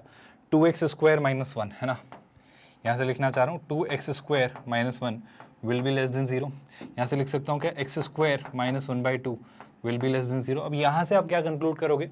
यहाँ से आप कहोगे कि x जो है, आई होप आपने देखा था, x स्क्वायर माइनस 1 अगर लेस देन इक्वल टू 0 था तो x किससे किसके बीच था? -1 से 1।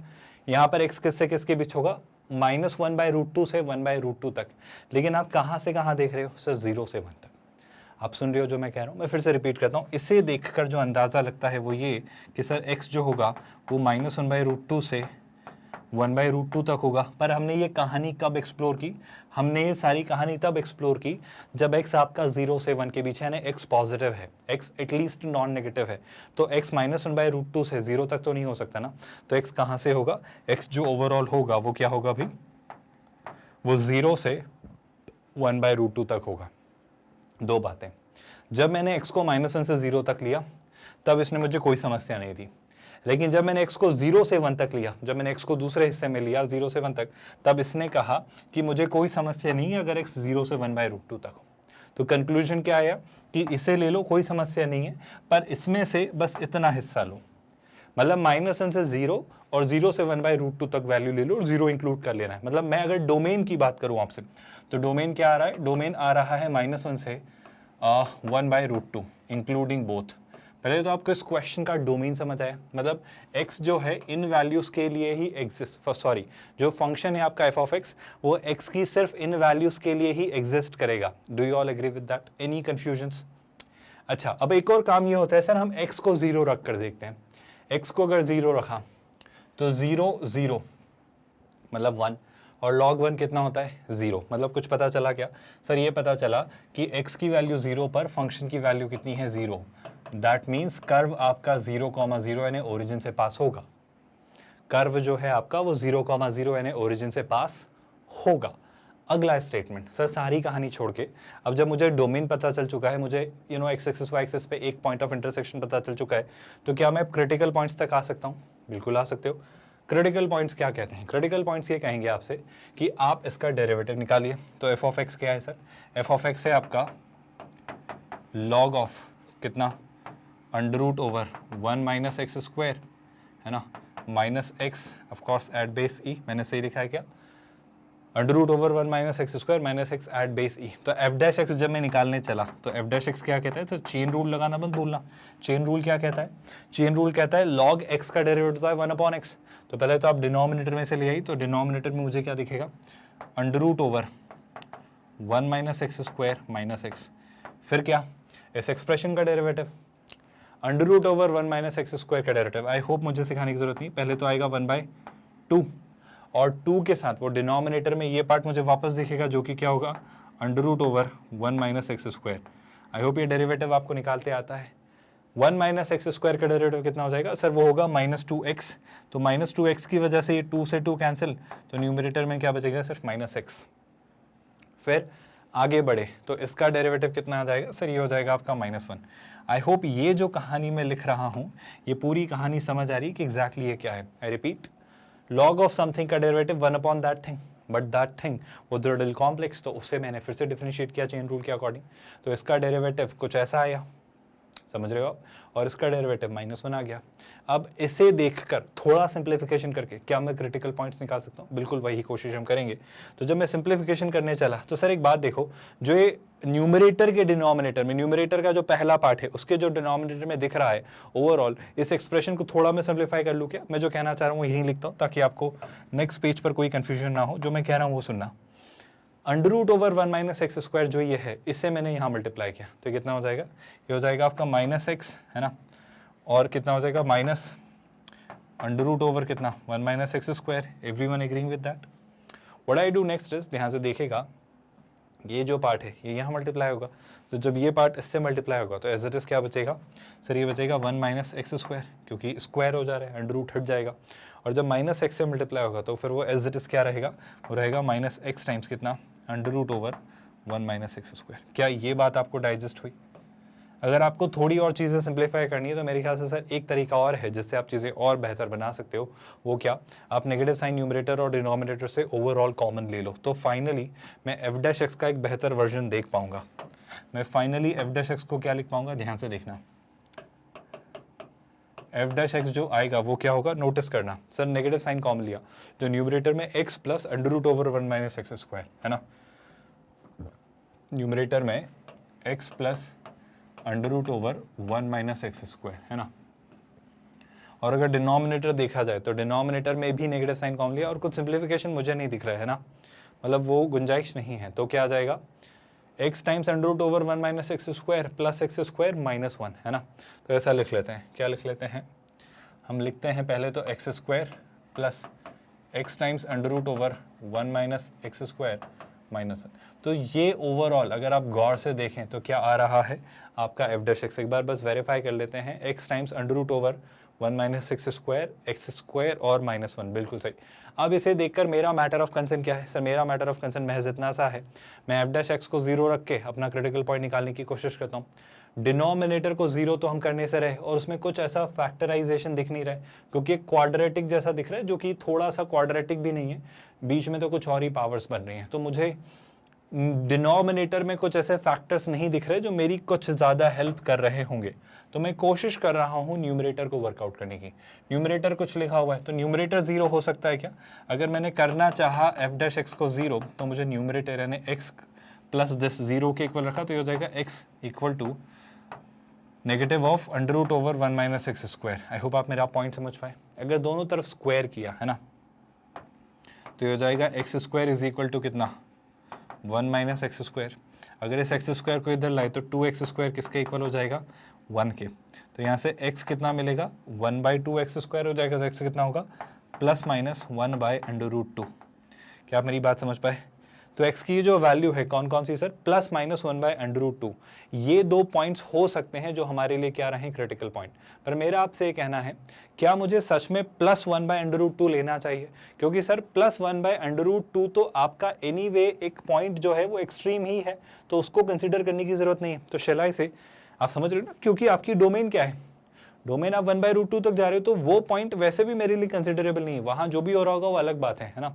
मेरे लिए जो मैटर ऑफ कंसर्न है वो क्या, मेरे लिए मैटर, और वैसे भी आप ध्यान से देखना, जब 2x स्क्वायर 1 है, जब 2x स्क्वायर 1 है, छोड़ो चलो ये बात, मुझे तो x क्या मिल रहा है +-1/√2, तो मैं कौन सा वाला पॉइंट लूंगा, मैं -1/√2 लूंगा, क्योंकि दूसरा एक्सट्रीम ही 1/√2 है। आप समझ रहे हो, मतलब मैं इसे ऑब्जर्व कहाँ करूंगा वो सुनना, इसको ऑब्जर्व जो मुझे करना है वो कहाँ से कहाँ तक करना है, आपका जो लेफ्ट एक्सट्रीम होगा वो -1 होगा, बीच में कहीं -1/√2 आएगा और आगे जाकर कहीं +1/√2 आएगा, है ना।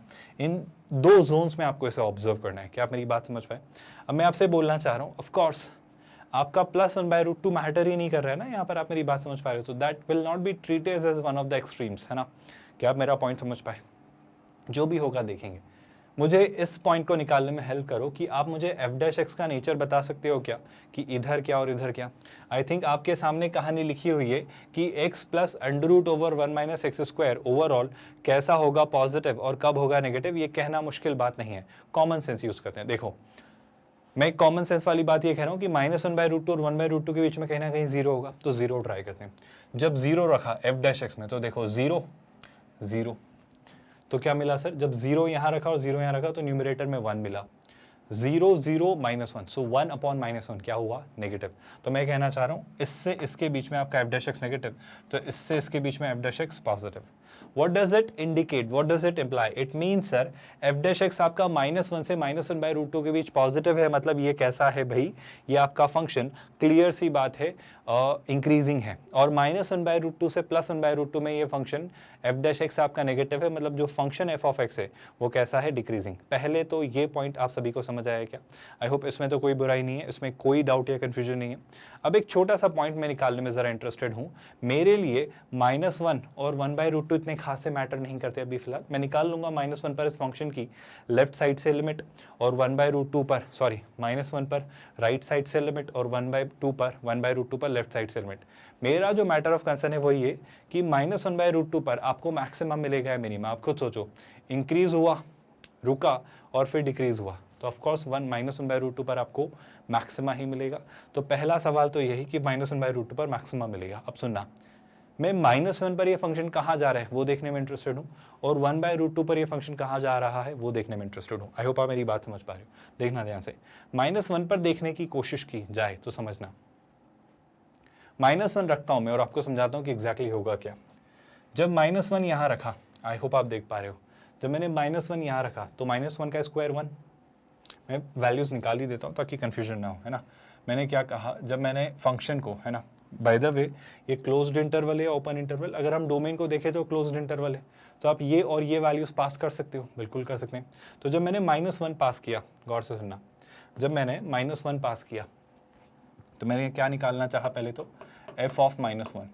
f ऑफ -1 कितना आएगा, नोटिस करिए sir, f of -1 1 1 -1 0, minus of -1 +1, तो log 1 कितना हुआ, 0। तो सबसे पहली खुशी की बात तो पता चली, जिसकी लेफ्ट साइड का डोमेन है, जो लेफ्ट एक्सट्रीम है इस डोमेन का, वहाँ पर इस फंक्शन की वैल्यू 0 है। चलो, इस फंक्शन की एक मैक्सिमम मिल रही है मुझे, एक मैक्सिमा मिल रहा है, वो कहाँ मिल रहा है, -1/√2 पर। आई होप आपको ये बात याद है, क्योंकि ये इंक्रीज होकर डिक्रीज हो रहा है।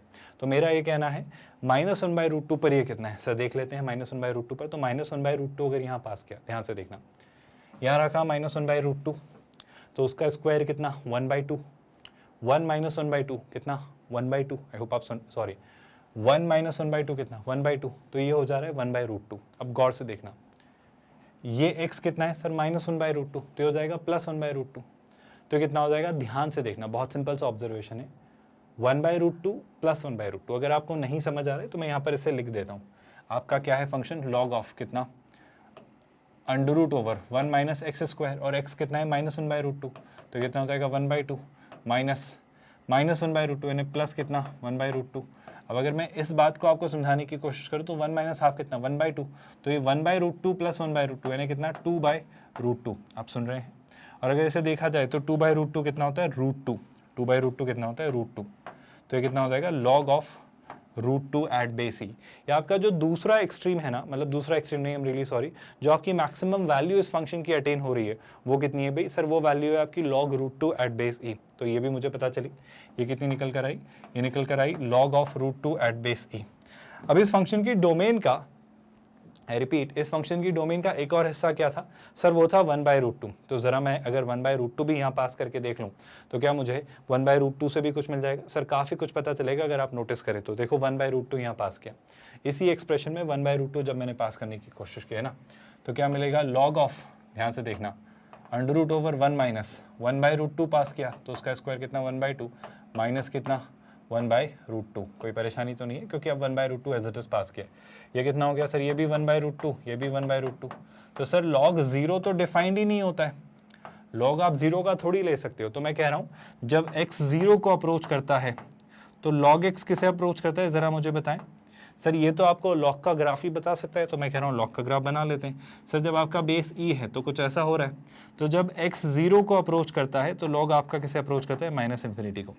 मैं आपसे ये कहना चाह रहा हूँ कि पहली बात तो आपने जब इसके डोमेन में, जब आपने इसके डोमेन में इस पॉइंट को इंक्लूड कर लिया था, तो इस पॉइंट को इंक्लूड मत करो, क्योंकि 1/√2 पर तो ये 0 हो जा रहा है, तो मुझे 0 नहीं लेना है, तो मैं 1/√2 को इंक्लूड नहीं करूँगा, तो इससे किस में रखूँगा, एक ओपन ब्रैकेट में। तो डोमेन में एक छोटा सा करेक्शन आएगा, जो मैंने कहीं ना कहीं कुछ ना कुछ गलती की होगी, जिस वजह से शायद वो मिस होगा। खैर, उससे भी ज़्यादा ज़रूरी बात क्या, उससे भी ज़्यादा ज़रूरी बात ये कि मुझे ये पता चला कि आपके जो फंक्शंस की अलग अलग वैल्यू निकाल रहा हूँ। कब, ध्यान से सुनना, जब आपका x किसे अप्रोच कर रहा है 1/√2 को, तब आपका फंक्शन किसे अप्रोच कर रहा है, तब आपका फंक्शन -∞ को अप्रोच कर रहा है। कुछ पॉइंट्स पता चले क्या, देखो शायद इन 3 बातों से मैं काफ़ी कुछ पता कर सकता हूँ, क्योंकि ये फंक्शन की डोमेन है, आई होप आपको दिख रही है, ये इसका मैक्सिमा है, तो आई थिंक कुछ तो मुझे समझ आ रहा है। ध्यान से देखना, ये अगर आपका y एक्सेस है, ध्यान से नोटिस करना, ये बहुत क्रूशियल सा पार्ट है, और ये अगर मान लिया जाए आपका x एक्सेस है ना, ये कहाँ से कहाँ तक डिफाइंड है सर, आपका 1/√2 तक ये जा रहा है। तो लेट्स से ये वैल्यू जो है, ये पॉइंट जो है, ये आपका 1/√2 वाली लाइन है, और ये कहाँ से शुरू हो रहा है, -1 से शुरू हो रहा है। तो ध्यान से देखना, मैं मान लेता हूँ ये पॉइंट है आपका -1 और ये पॉइंट है आपका कितना, 1/√2। अब 2-3 बातें समझो, बताओ इस फंक्शन की वैल्यू क्या है सर, ये 0 से पास होता है ना, ओरिजिन से पास होता है, तो यहाँ से तो ये पास होगा। एक और बात, -1/√2 यहाँ कहीं होगा, -1/√2 यहाँ कहीं होगा, जहाँ पर ये अपना मैक्सिमा अटेन करता है, जो कि कितना है, log√2, जो कि एक पॉजिटिव वैल्यू होगी, क्योंकि √2 कितना होता है, √2 कितना होता है, 1.4, और ये बेस ई है, तो क्लियर सी बात है सर, 1 से बड़ी कोई वैल्यू है, ऑफ कोर्स ये एक पॉजिटिव वैल्यू होगी। तो यहाँ पर जैसे मान लिया कि ये क्या रहेगा, ये रहेगा sir let's say log of कितना, √2 एट बेस ई, आप समझ रहे हो, यानी -1/2 पर ये आपका वैल्यू अटेन करेगा। कुछ पॉइंट्स मुझे पता चले। अच्छा, एक और बात मैं जान लेने में इंटरेस्टेड हूँ सर, -1 पर कितना हो रहा है, -1 पर 0 हो रहा है, तो -1 पर 0 हो रहा है, -1/√2 पर log√2 हो रहा है, 0,0 पर ये हो रहा है, और जब आप 1/√2 की तरफ बढ़ रहे हो, जब आप 1/√2 की तरफ लेफ्ट हैंड साइड से बढ़ रहे हो, इस तरफ से बढ़ रहे हो, तो वो किसकी तरफ जा रहा है, -∞ की तरफ, मतलब नीचे ग्राफ गिरेगा। एंड ऑफ कोर्स मैं जानता हूँ, ध्यान से सुनना, 0 से 1/√2 तक इंक्रीजिंग, और -1 से -1/√2 तक इंक्रीजिंग, और इसके बाद वो डिक्रीजिंग है। तो आपको कर्वेचर समझ आया क्या, आई थिंक क्लिक कर गया होगा कि सर ये कर्व कुछ ऐसा बनेगा, यहाँ उठा और इसके बाद ये डिक्रीज होना शुरू होगा और कुछ ऐसा जाएगा। आपको बात समझ आई क्या, कन्फ्यूजन तो नहीं हुआ? अगर मैं इसको फिर से बनाऊँ तो ये कर्व कुछ इस तरीके से, ये कर्व कुछ इस तरीके से ऐसा, और यहाँ से ऑफ कोर्स 0 से जाता हुआ कुछ इस तरीके से निकलेगा। आई होप बातें कंफ्यूजिंग नहीं हैं, बातें कंफर्टेबली डाइजेस्ट कर पा रहे हो कि एग्जैक्ट ऐसा नहीं, पर हाँ कुछ ऐसा कर्व बनेगा। फ़ायदा क्या हुआ सर इससे? मेरे ख्याल से जो पूछ रहा है वो फ़ायदा हो गया ना, क्योंकि देखो उसने क्या क्या पूछा था, उसने हमसे कुछ बातें पूछी थी। क्या पूछा था? Find the range of the function. Sir अगर इस फंक्शन का ग्राफ हम बना चुके तो रेंज बता सकता हूँ, क्योंकि सर ये फंक्शन जो है ना, ये -∞ से ऊपर आ रहा है लेकिन यहाँ तक। तो अगर आप मुझसे रेंज पूछोगे तो रेंज क्या होगी भाई? रेंज आपकी होगी -∞ से कितना, log√2 एट बेस ई, और ये वैल्यू मैं अटेन कर पा रहा हूँ, ये अचीवेबल है, तो यहाँ तक आ पा रहे हो, ये आपकी क्या रहेगी, रेंज। बाय द वे अगर रेंज पता चल गई है, अगर रेंज पता चल गई तो और क्या पता चला है आपको? ये पता करना है कि f of x is equal to k के 2 डिस्टिंक्ट रियल रूट्स हैं। तो 2 डिस्टिंक्ट रियल रूट्स कहाँ मिलेंगे? कॉमन सेंस, आई होप आपको दिख रहा है। सर अगर आप जो वो x एक्सिस के पैरेलल लाइन ड्रॉ करोगे, जो आपकी x एक्सिस के पैरेलल एक लाइन है, वो लाइन अगर कुछ इस तरीके से जाए, कहाँ से कहाँ तक जाए? सर अगर आप इस पॉइंट से इस पॉइंट के बीच में रहे तो आपके 2 पॉइंट के इंटरसेक्शन मिलना तय है। ऑफ कोर्स इस पॉइंट से नीचे रखना, पर इस पॉइंट को इंक्लूड कर सकते हो, क्योंकि यहाँ और यहाँ ये कर्व एग्जिस्ट करता है। मतलब मैं क्या कहना चाह रहा हूँ? मैं कहना चाह रहा हूँ अगर एक लाइन है y is equal to k, और अगर वो इसे 2 पॉइंट पर इंटरसेक्ट करती है, तो ये तब होगा जब k जो है आपका, वो ऑफ कोर्स कहाँ से शुरू हो, 0 से शुरू हो, और 0 इंक्लूड कर सकता हूँ क्योंकि उस पर 2 पॉइंट मिल रहे हैं। आई होप आप देख पा रहे हो। और अगर वहाँ से आगे बढ़ा तो कहाँ तक जाऊँगा? मैक्सिमम log√2 एट बेस ई तक। लेकिन log√2 एट बेस ई को इंक्लूड नहीं करना है, क्योंकि उस पर एक ही पॉइंट ऑफ इंटरसेक्शन है, कॉन्टैक्ट मिलेगा, जो कि टेंजेंट की तरह वो बिहेव करेगा। तो टेक्निकली k का जो डोमेन होगा वो होगा 0 से log√2 एट बेस ई। क्या इस क्वेश्चन का पूरा पार्ट एक एक स्टेप बाय स्टेप क्लियर है कि हमने कैसे चीज़ें सोची और कैसे इस क्वेश्चन को किया? आई होप अब आप कंफर्टेबली सोच पा रहे हो कि एग्जैक्टली हम इन क्वेश्चंस को कैसे करेंगे, और ये बहुत मुश्किल या बहुत कंफ्यूजिंग नहीं है। अगर यहाँ तक बातें समझ आई तो क्या मैं नेक्स्ट क्वेश्चन की तरफ बढ़ूँ? चलो अगला क्वेश्चन अगर देखते हैं तो वो क्या कह रहा है, कुछ नहीं पूछा उसने, बस आपसे ये कहा मैंने आपको एक एक्सप्रेशन दिया है क्वाड्रेटिक अपॉन क्वाड्रेटिक, आप सारी बातें छोड़ दो, मुझे तो इस फंक्शन का ग्राफ बना के बता दो, मेरा जीवन बहुत सुखमय बीतेगा। मेरा कहना है बिल्कुल बना लेंगे। आप ग्राफ बनवाना चाह रहे हो, पहले तो कुछ बातें बताओ। कुछ बातें मतलब क्या बातें? कुछ बातें मतलब ये बात सर, सबसे पहले तो कि आप बताओ इस फंक्शन को थोड़ा ठीक से लिख सकते हैं क्या? उसने ना दिया है पर उसने उसको थोड़ा अच्छे से नहीं लिखा, तो मैं कहूँगा यहाँ पर अगर इसे लिखने की कोशिश की जाए तो एफ ऑफ एक्स को if I were to rewrite, तो शैल आई से न्यूमरेटर को मैं लिख सकता हूँ x square minus 3x minus 2x plus 6। I hope आपको रियलाइज हो रहा है, splitting the middle term use कर रहा हूँ, और डिनोमिनेटर से x कॉमन लिया तो हो जाएगा x टाइम्स x माइनस 1। सही बोल रहा हूँ? हाँ सही बोल रहा हूँ, है ना। अगर यहाँ पर देखा जाए तो एक फैक्टर x माइनस 3, यहाँ से माइनस 2 कॉमन लेंगे तो वापस x माइनस 3 बना तो x माइनस 2।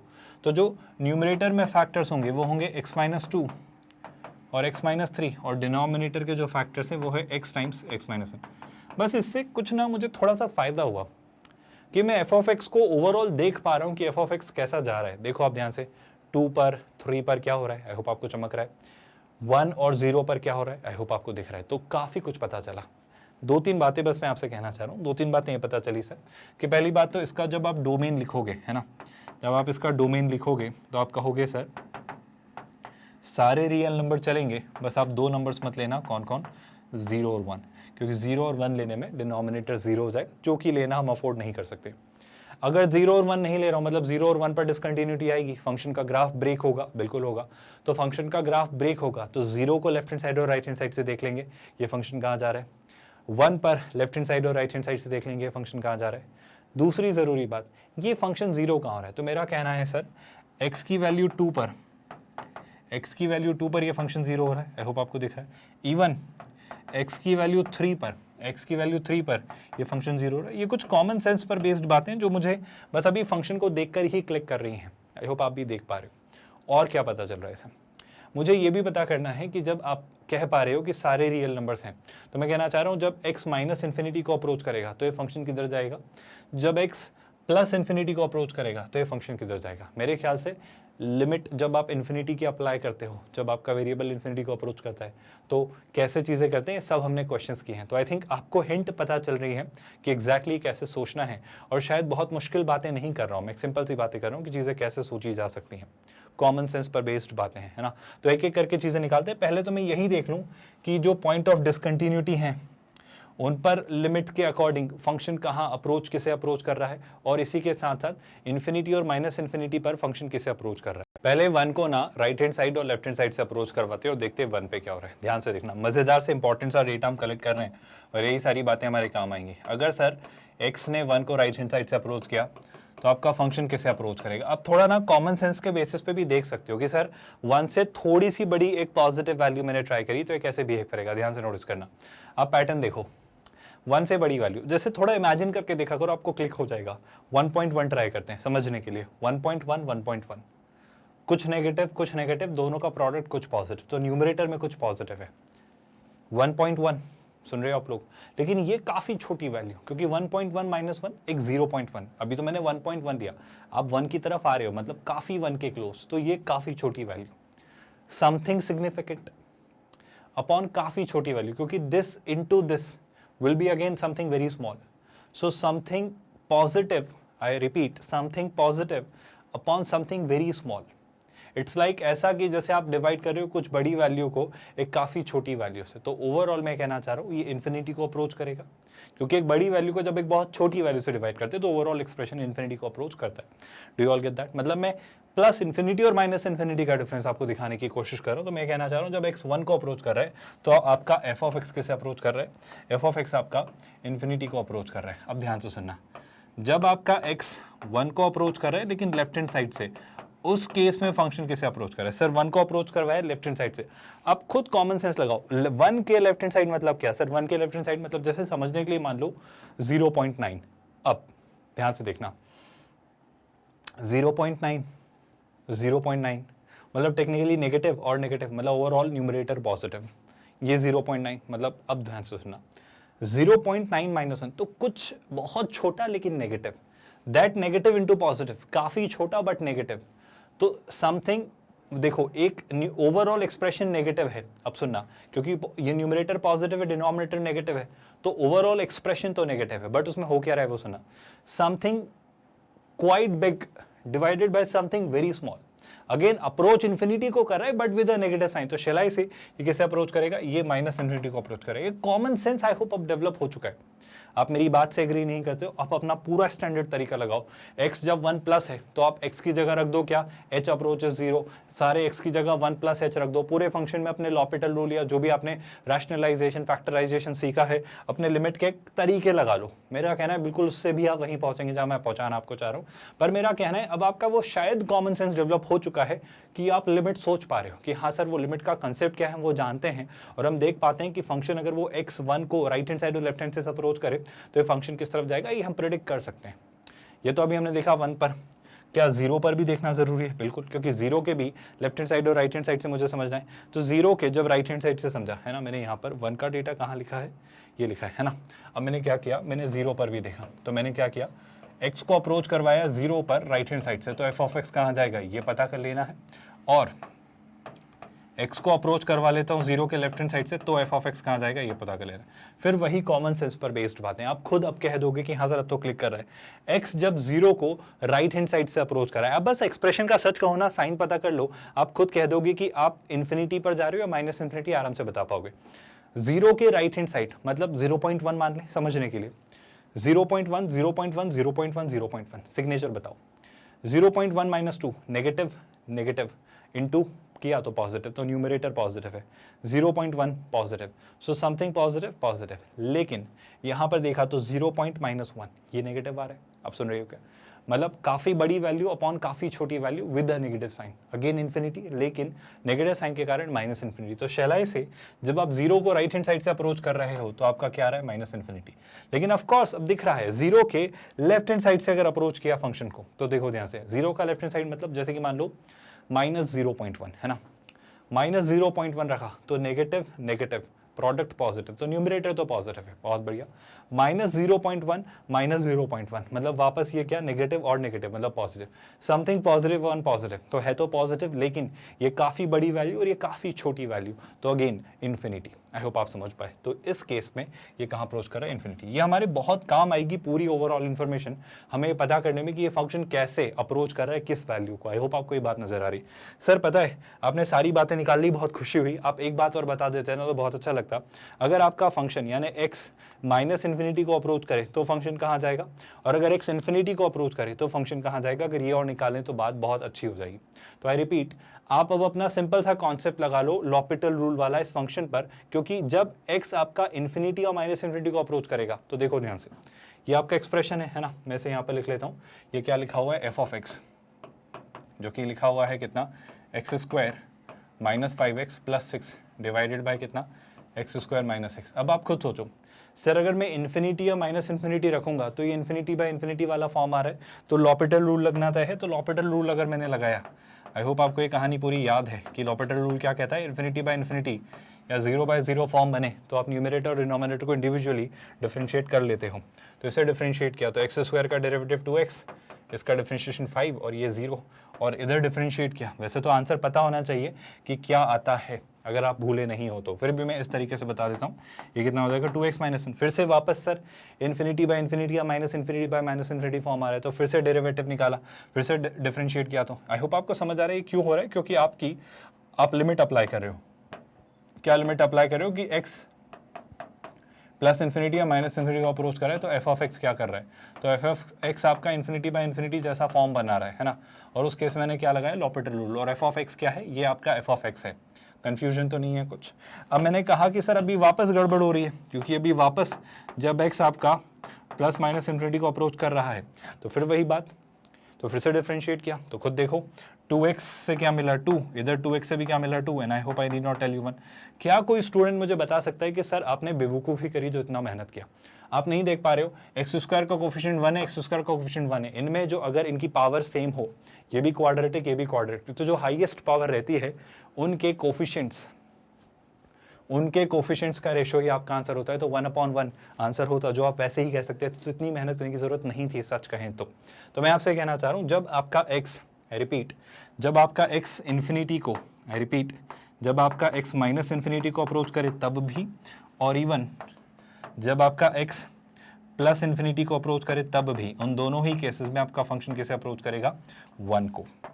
क्या ये बातें समझ आ रही हैं? आई होप अब आप काफ़ी कुछ पता कर पाए हो इस फंक्शन के बारे में। सर फंक्शन का ग्राफ बता सकते हो क्या? मेरे ख्याल से, मेरा यकीन करिए, बहुत कुछ आपको पता है, आपको काफ़ी कुछ पता है। अब अगर आपको थोड़ी और क्लैरिटी चाहिए कि सर मुझे थोड़े क्रिटिकल पॉइंट और पता चल जाए तो मैं और चीज़ें पता कर लूँगा, तो क्रिटिकल पॉइंट के लिए सलाह यही है कि आप एक काम करिए, f' निकालिए। तो इसको डिफरेंशिएट करिए, इसको मैं कहूँगा ऐसे करो, ये ज़्यादा आसान है। तो जब इसको डिफरेंशिएट किया है ना, f' जब हम निकालने चले तो ध्यान से देखना, fx क्या था सर? fx आपका था x square minus 5x plus 6 upon में कितना, x square minus x. I hope यही है, x square minus 5x plus 6 upon में कितना, एक्स स्क्वायर माइनस 6। अब अगर मैं f' निकालना चाहता हूँ तो क्या हो जाएगा सर? कोशेंट रूल लगा लो आप। कोशेंट रूल क्या कहता है? डिनोमिनेटर का स्क्वायर कर दिया तो हो जाएगा एक्स स्क्वायर माइनस एक्स का होल स्क्वायर। बहुत बढ़िया। न्यूमरेटर का डेरिवेटिव तो x square minus 5x plus 6, अभी किया कितना, 2x माइनस 5। मल्टीप्लाई करेंगे डिनोमिनेटर से जो कि कितना है, x टाइम्स x माइनस 1 है ना। अल्टीमेटली मल्टीप्लाई करना ही है तो ऐसे मत लिखो, उसे ऐसे ही लिख लो, कैसा, एक्स स्क्वायर माइनस एक्स। अच्छा, माइनस डिनोमिनेटर का डेरिवेटिव तो कितना हो जाएगा, 2x माइनस 1, वो कितना आ जाएगा, 2x माइनस 1। और न्यूमरेटर एज इट इज जो कि कितना होगा, x square minus 5x plus 6।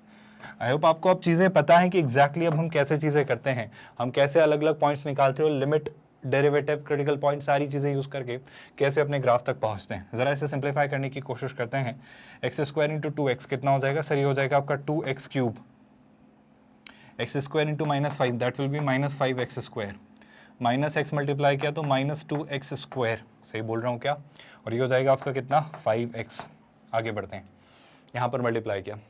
देखो नेगेटिव साइन दिमाग में चला के चल रहा है ना कि हर चीज़ जो भी आएगी उसका ऑपोजिट साइन लेना है क्योंकि नेगेटिव साइन है। तो 2x into x square, 2x cube, लेकिन क्या लिखूंगा मैं, माइनस 2x क्यूब। समझ में आ रहा है क्या?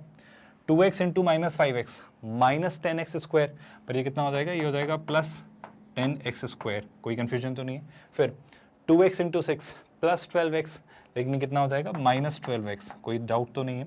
अब माइनस 1 से मल्टीप्लाई करना है। देखो नेगेटिव के कारण माइनस 1 प्लस 1 हो जाएगा, तो एज इट इज ये पूरा एक्सप्रेशन आप लिख दो। क्या लिखोगे भाई, x square minus 5x plus 6। तो ये कुछ बन रहा है, देखेंगे इसका हम क्या कर सकते हैं। और डिनोमिनेटर में जो है वो तो क्या है आपका, एक्स स्क्वायर माइनस एक्स का होल स्क्वायर। अब अगर चीज़ें समझी जाएँ तो देखो सर क्या क्या हो रहा है। सबसे पहली खूबसूरत बात तो सर ये हटाओ, बहुत बढ़िया है ना। अब और क्या क्या देख पा रहे हो आप? मेरा कहना है, देखो जो दिख रहा है नहीं दिख रहा है नहीं पता, पर देखो ध्यान से, ये लिखा है 10x square plus x square कितना, 11x स्क्वायर। ये लिखा है 5 और 2 कितना, 7। और 11 में से अगर 7 सब्ट्रैक्ट किया तो सही कह रहा हूँ क्या, 4x स्क्वायर आएगा? बिल्कुल आएगा। तो पहले तो आपको न्यूमरेटर में एक 4x स्क्वायर दिखेगा। अब अगर आप देखो तो सर 5x से ये 5x कैंसिल, बहुत बढ़िया। तो बचा कितना, बच रहा है minus 12x। If you all agree with me, मैंने कुछ और तो x मिस नहीं किया, आई होप नहीं किया, तो माइनस 12x। लाइव क्लासेस का फ़ायदा है, पता है, अगर आप होते तो मैं कुछ भी मिस कर रहा होता तो आप बता देते, है ना। खैर जो भी है अब है। इसके साथ अगर आगे बढ़े तो क्या बच रहा है, आई थिंक 12x कंसिडर किया, बिल्कुल किया, तो आई थिंक 6 ही बच रहा है, कुछ और तो नहीं बच रहा है ना, नहीं बच रहा है, तो प्लस 6। इस तरीके से आपका एक्सप्रेशन बनेगा। और डिनोमिनेटर में जो चल रहा है वो तो है ही एक्स स्क्वायर माइनस एक्स का होल स्क्वायर। ये सारी कहानी से क्या फ़ायदा हो रहा है, देखो न्यूमरेटर से जब मैंने 2 कॉमन लिया तो ये बचेगा 2x स्क्वायर, ये बचेगा 2x स्क्वायर माइनस कितना, 6x प्लस 3, है ना। ऑफकोर्स इसमें 2 तो है ऑलरेडी, और डिनोमिनेटर में जो है आपका एक्स स्क्वायर माइनस एक्स का होल स्क्वायर है। ये आपका क्या निकल कर आ रहा है, ये आपका निकल कर आया है f'। अब वही स्टेप दोबारा क्या कि आप f' को क्या रखते हैं, 0, यानी आपका न्यूमरेटर 0 होगा। तो न्यूमरेटर यानी क्या, 2x square minus 6x plus 3। बताओ 3 इंटू 2 कितना होता है, 6। तो मुझे सम चाहिए माइनस 6, लेकिन प्रोडक्ट चाहिए 6। मैं कुछ गलत तो नहीं बोल रहा हूँ ना, मुझे सम चाहिए माइनस 6 लेकिन प्रोडक्ट चाहिए 6। कैसे लाएंगे, स्प्लिटिंग द मिडिल टर्म मुझे ना सही नहीं लग रही यहाँ पर। कुछ दिमाग में आ रहा है क्या आपके? क्योंकि प्रोडक्ट 6 चाहिए तो 6 तो 2 और 3 से ही बनता है, लेकिन 2 और 3 का जो सम है वो किसी भी तरीके से 6 नहीं आता है। आई होप हमने कुछ गलत तो नहीं किया। अगर हम पिछला वाला अपना पार्ट देखें तो एक बार प्लीज़ इसे क्रॉस चेक लीजिए। आई एक्सेप्ट कि यहाँ से हम कर लेंगे अपना श्रीधर आचार्य कुछ ना कुछ लगा कर, पर इसमें तो कुछ गड़बड़ नहीं है मेरे ख्याल से। कुछ भी हमने कहीं कुछ मिस किया हो, आई होप नहीं है। तो मेरा कहना है स्प्लिटिंग द मिडिल टर्म तो काम नहीं कर रही है ना। तो एक काम करते हैं, सोचते हैं 2x² माइनस 6x प्लस 3 को मैं देखने की कोशिश करता हूँ। ध्यान से देखना, 2x² माइनस 6x प्लस 3। अब अगर मैं इसके रूट्स निकालूं, इसी से सारी कहानी है मेरे ख्याल से, क्योंकि ये कुछ होना नहीं है, ये कुछ करेगा नहीं, जो करेगा बस यही डिसाइड करवाएगा। तो इसके अगर रूट्स निकाले जाए तो रूट्स क्या कहते हैं, माइनस बी, यानी कितना, minus of minus 6 plus minus B square, 6 का स्क्वायर मतलब माइनस 6 का स्क्वायर कितना, 36 माइनस 4ac, 4ac है ना। तो 4 इंटू 2 कितना 8, 8 इंटू 3 कितना, 8 इंटू 3 कितना होता है 24, सही बोल रहा हूँ क्या, तो ये हो जाएगा 24। बस एक बार क्रॉस चेक कर लीजिएगा आप, मैं कुछ गलती तो नहीं कर रहा हूँ। डिवाइडेड बाई 2a तो ये हो जाएगा 4। एक बार देख लेते हैं, माइनस बी यानी 6 plus minus B square 36 minus 4ac, तो 4 इंटू 3 12, 12 इंटू 2 24, और ऑफ कोर्स नेगेटिव साइन के साथ, एक्सेलेंट है ना। अब अगर आप देखें तो 36 माइनस 24 कितना जा रहा है सर, 6 और 6 12, सही बोल रहा हूँ क्या, कुछ गलत तो नहीं बोल रहा हूँ। तो 12 क्या होता है 4 इंटू 3, 4 इंटू 3 यानी 2√3, तो ये कुछ ऐसा दिखेगा 6 plus minus 2√3 divided by 4। I hope आप मेरा नोशन या पॉइंट समझ पा रहे हो। ये बचेगा 3 plus minus √3 divided by 2। I hope I need not tell you जो रूट्स निकल कर आ रहे हैं, इस एक्सप्रेशन की मैं बात कर रहा हूँ, 2x² माइनस 6x प्लस 3। मैं थोड़ा ना मेहनत से बचना चाह रहा हूँ, तो मैं एक छोटा सा काम कर लेता हूँ। ये जो रूट्स निकल कर आए हैं, इसमें से ये वाला जो पार्ट है, कौन सा पार्ट जो है 3 प्लस √3 डिवाइडेड बाई 2, इससे लेट से मैं कह लेता हूँ अल्फा, और 3 माइनस √3 डिवाइडेड बाई 2 वाले पार्ट को मैं कह लेता हूँ beta. I hope you are okay with that, any confusions, कोई दिक्कत तो नहीं, बस मैंने मान लिया था कि मुझे बार बार मेहनत ना करनी पड़े। अगर ये दोनों इस इक्वेशन के रूट्स हैं तो ये इक्वेशन क्या होगी, ये इक्वेशन रही होगी x minus alpha x minus beta is equal to 0, जहाँ पर अल्फा और बीटा क्या रहे होंगे, ये वैल्यूज। मैं पूरा लिखना नहीं चाह रहा, मतलब मैं लिखना नहीं चाह रहा x minus 3 plus √3 by 2 times x minus 3 minus √3 by 2, तो मैंने अभी अल्फा और बीटा लिख लिए, कोई परेशानी तो नहीं है। और मैं जानता हूँ अल्फा और बीटा में बड़ा कौन है, देखो ना आप, √3 ऐड किया तो अल्फा बड़ा है, तो मुझे ये भी पता है अल्फा बड़ा है बीटा से। आप सुन रहे हो क्या। अब अगर मैं फाइनल कंक्लूजन पर आऊँ, ध्यान से सुनना, नंबर स्केल दिखेगा, कहीं पर दिखेगा 3 माइनस √3 डिवाइडेड बाई 2, और कहीं पर दिखेगा 3 प्लस √3 डिवाइडेड बाई 2, है ना। ऑफ कोर्स ये आपका क्या है, बेसिकली बीटा, और ये आपका अल्फा है।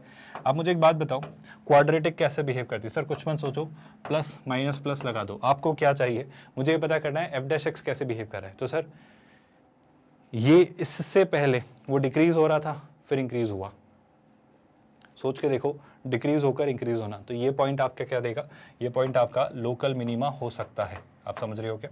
अच्छा, इंक्रीज हो रहा था और इस पॉइंट के बाद डिक्रीज हुआ, तो ये पॉइंट आपका क्या देगा, ये पॉइंट आपको लोकल मैक्सिमा दे सकता है। पहले तो ये पॉइंट समझ आए क्या। तो ये दो कुछ क्रूशियल से पॉइंट्स मुझे पता चले ओवरऑल f' निकाल के। तो अब मुझे कुछ कुछ पता चला है, मुझे क्या क्या पता चल रहा है कि किस पॉइंट से पहले फंक्शन इंक्रीजिंग है, किस पॉइंट से पहले फंक्शन डिक्रीजिंग है, कहाँ वो डिक्रीज है, कहाँ इंक्रीज हो रहा है। ओवरऑल मुझे फंक्शन के बारे में कुछ तो पता चला। तो अब मैं कहानी आगे बढ़ा रहा हूँ। अच्छा, एक थोड़ा सा एक आइडिया लेना चाह रहा हूँ, ध्यान से सुनना।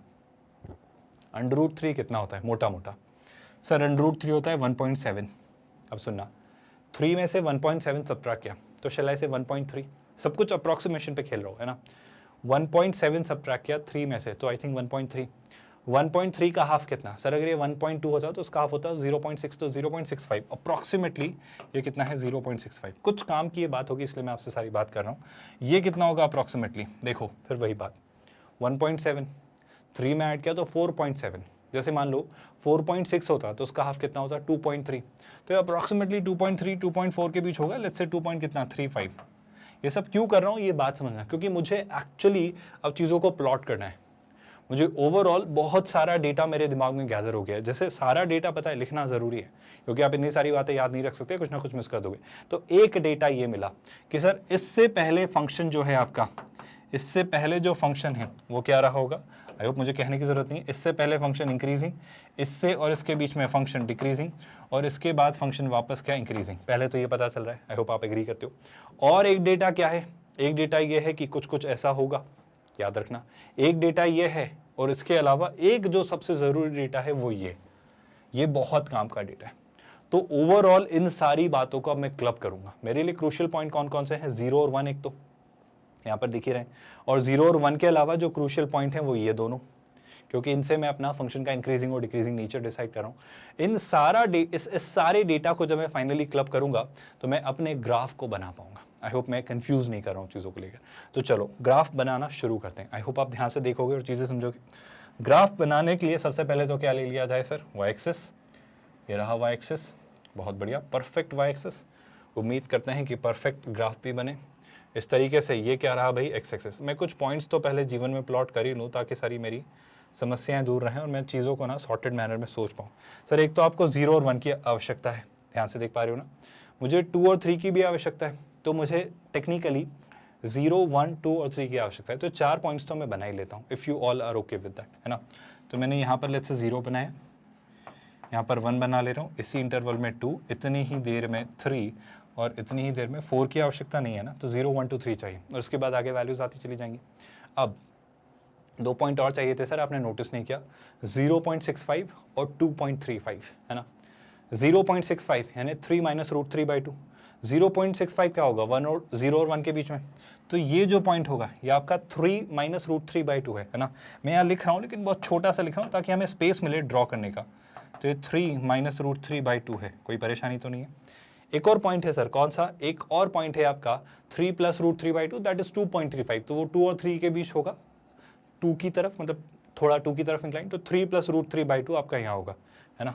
तो यहाँ कहीं आपको क्या मिलेगा, 3 plus root 3/2। Everyone okay with these parts, कोई कंफ्यूजन। मैं जानता हूँ इससे पहले फंक्शन डिक्रीजिंग ही होगा, इसके और इसके बीच में फंक्शन, उल्टा बोल दिया, I'm really sorry, इसके पहले फंक्शन इंक्रीजिंग होगा, इन दोनों के बीच में डिक्रीजिंग होगा, आप समझ पा रहे हो, और इसके बाद वापस इंक्रीजिंग होगा। दूसरी 2-3 बातें, क्या क्या बातें, सुनना ध्यान से। इस पॉइंट पर तो मैं आ रहा हूँ, पर क्या 2 पर 0 होगा और 3 पर 0 होगा। 2 पर 0 होना और 3 पर 0 होना मतलब यहाँ पर कर्व जो है वो इस पॉइंट से गुजरेगा, है ना। जिस पॉइंट से गुजर रहा है उसे मैं ग्रीन से बनाता हूँ ताकि हम चीज़ें समझ पाएँ। यहाँ से गुजरेगा और यहाँ से भी गुजरेगा, कोई समस्या तो नहीं। तो इन 2 पॉइंट से कर्व को पास करवाना है सर आपको, ये आपकी जिम्मेदारी, याद रखना। अच्छा, और क्या पता चला था आपको। अब मैं इस डेटा पर आता हूँ। देखो ये 1 वाला डेटा और 0 वाला डेटा तो ठीक है, लेकिन आप जब इन्फिनिटी और माइनस इन्फिनिटी को आ रहे हो तो आप 1 को अप्रोच करें। तो मुझे वाई एक्सिस पर एक 1 वाला पॉइंट चाहिए, क्योंकि 1 को अप्रोच करवा रहे हो, है ना। 1 अटेन नहीं हो रहा है, 1 को अप्रोच करवा रहे हो। मैं जो कहना चाह रहा हूँ वो सुनना, मैं जो कहना चाह रहा हूँ वो समझना। आपकी वाई एक्सिस पर क्या होगी भाई, एक लाइन होगी जो कि एक्स एक्सिस के पैरेलल होगी, और कहाँ से पास होगी जनाब, आपके y पर जो पॉइंट होगा 1 उससे पास होगी। तो शैलाई से ये वो पॉइंट है 1। तो यहाँ पर एक पॉइंट है मान लिया जो कि क्या है 1।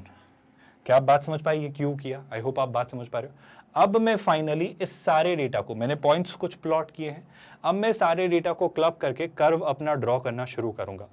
सबसे पहले सारी बातें छोड़ के मुझे बताओ, बस इतना बताओ, मुझे थोड़ी सी बस इतनी हेल्प कर दो, माइनस इन्फिनिटी से 0 के बीच में नेचर कैसा है। इसके बाद बात करें, क्योंकि इसके बाद ना बहुत सारे जोन्स हैं जहाँ पे बहुत कुछ हौच पौच हो रही है चीज़ें। पर खुशी की बात यह है, खुशनसीबी हमारी यह है कि माइनस इन्फिनिटी से 0 तक ना चीज़ें सुलझी हुई हैं। कैसे, सुनो, जब x माइनस इन्फिनिटी को जा रहे हैं तो क्या हो रहा है ये बताओ सर। सर जब x माइनस इन्फिनिटी को जा रहा है, जब x माइनस इन्फिनिटी को जा रहा है तो आप 1 की तरफ जा रहे हो, याद रखना। और जब x 0 की तरफ जा रहा है लेफ्ट हैंड साइड से, तो आप किसकी तरफ जा रहे हो, इन्फिनिटी की तरफ। तो आप 1 से इन्फिनिटी तक का ग्राफ बना दो माइनस इन्फिनिटी से 0 में। आपको बात समझ आई। मैं फिर से कहता हूं, माइनस इन्फिनिटी से 0 तक में जब आप ग्राफ बनाएंगे तो आप 1 से इन्फिनिटी तक का ग्राफ बना दो। क्यों, क्योंकि 1 ना अप्रोच होगा, मतलब 1 ना अचीव होगा, ना ही इन्फिनिटी अचीव होगा। तो ये ग्राफ कैसा बनेगा सर। एक और बात, इससे पहले फंक्शन इंक्रीजिंग है तो फंक्शन उठेगा, तो शैलाई से ग्राफ बस ऐसा बनेगा। इतनी सी बात बस सोचनी थी। तो ये तो बड़ी मजेदार सी बात हो गई। देखो ना सर, आप जब आप माइनस इन्फिनिटी को अप्रोच कर रहे हो तो कर्व किसकी तरफ जा रहा है, 1 की तरफ। जब आप 0 को अप्रोच कर रहे हो लेफ्ट हैंड साइड से, तो कर्व किसकी तरफ जा रहा है, इन्फिनिटी की तरफ। So I hope this point is not confusing you guys at all. Everyone with me, any confusion. और देखो आपका फंक्शन इंक्रीजिंग है, comfortable with this much information so far. I hope इस बात ने आपको परेशान नहीं किया और ये बात अच्छे से समझ आई है। आगे बढ़ते हैं। अब ये जोन ना बहुत बहुत बहुत कॉम्प्लिकेटेड है सच कहूँ तो, अब बहुत सोच समझ के खेलना है। अच्छा देखो, मेरे लिए समस्या क्या आ रही थी सर, समस्या सारी है 0 और 1 पर, क्योंकि आप 0 और 1 को इंक्लूड नहीं कर सकते। तो मैं एक काम करता हूँ, चूंकि मैं 0 और 1 को इंक्लूड नहीं कर सकता, तो मैं 0 और 1 पर एक डॉटेड लाइन बना लेता हूँ, क्योंकि इन्हें भी आप अटेन नहीं करोगे, इन पर फंक्शन का ग्राफ ब्रेक होगा, डिसकंटिन्यू होगा, टूटेगा। आप सुन रहे हो ना, और टूटेगा क्यों, क्योंकि 0 पर तो उसका एक सिंपल सा सैंपल आप देख ही चुके होंगे, और 1 पर भी क्यों टूटेगा ये भी अब हम ऑब्जर्व करेंगे। क्या आपको दिख रहा है 0 पर तो टूटना तय है, क्योंकि इस तरफ से तो इन्फिनिटी पर गया तो टूट चुका है वो। अब 0 के राइट हैंड साइड से यहां तक क्या होगा वो समझो। पहली बात, यहां तक फंक्शन इंक्रीजिंग है, आई रिपीट, आई होप आपको याद है, इससे पहले इंक्रीजिंग है, इन दोनों के बीच में डिक्रीजिंग है, और इसके बाद फिर इंक्रीजिंग है, ये बात भूलना मत। तो मैं इस पॉइंट तक बात करता हूं, 0 से 3 - √3/2 तक। सर देखो, सिंपल सी बात, 3 - √3/2 और 3 + √3/2 आपके क्या थे, मैक्सिमा और मिनिमा। मैं ये 2 पॉइंट्स पर और वैल्यूज निकालना चाह रहा हूं ताकि मेरा जीवन सुलझ जाए, है ना, इन 3 पॉइंट्स पर। ऑफ कोर्स अब इन्हें रखना थोड़ा मुश्किल है, तो मैं एक अप्रोक्सीमेटेड सा आइडिया लेना चाह रहा हूं। जैसे इसे मैं मान लेता हूं 0.65 और इसे मान लेता हूं 2.73। जब आप 0.65 और 2.73 रखेंगे तो आपका फंक्शन कैसे बिहेव करेगा वो निकाल लेते हैं। आपको याद है ना, आपका मैक्सिमा और मिनिमा आपको मिल रहा था। तो अगर मैं, अब देखो यहाँ पे ना थोड़ा सा पार्ट ट्रिकी हो रहा है, क्योंकि हम क्या निकालना चाह रहे हैं, हमने यहाँ देखो निकाला था ना कि आप यहाँ से उठ के गिरे तो इस वैल्यू पर आपको मैक्सिमा मिला, और वहीं दूसरी ओर आपने क्या किया, आप गिरकर उठे तो इस पॉइंट पर ऑफ कोर्स आपको मिनिमा मिला।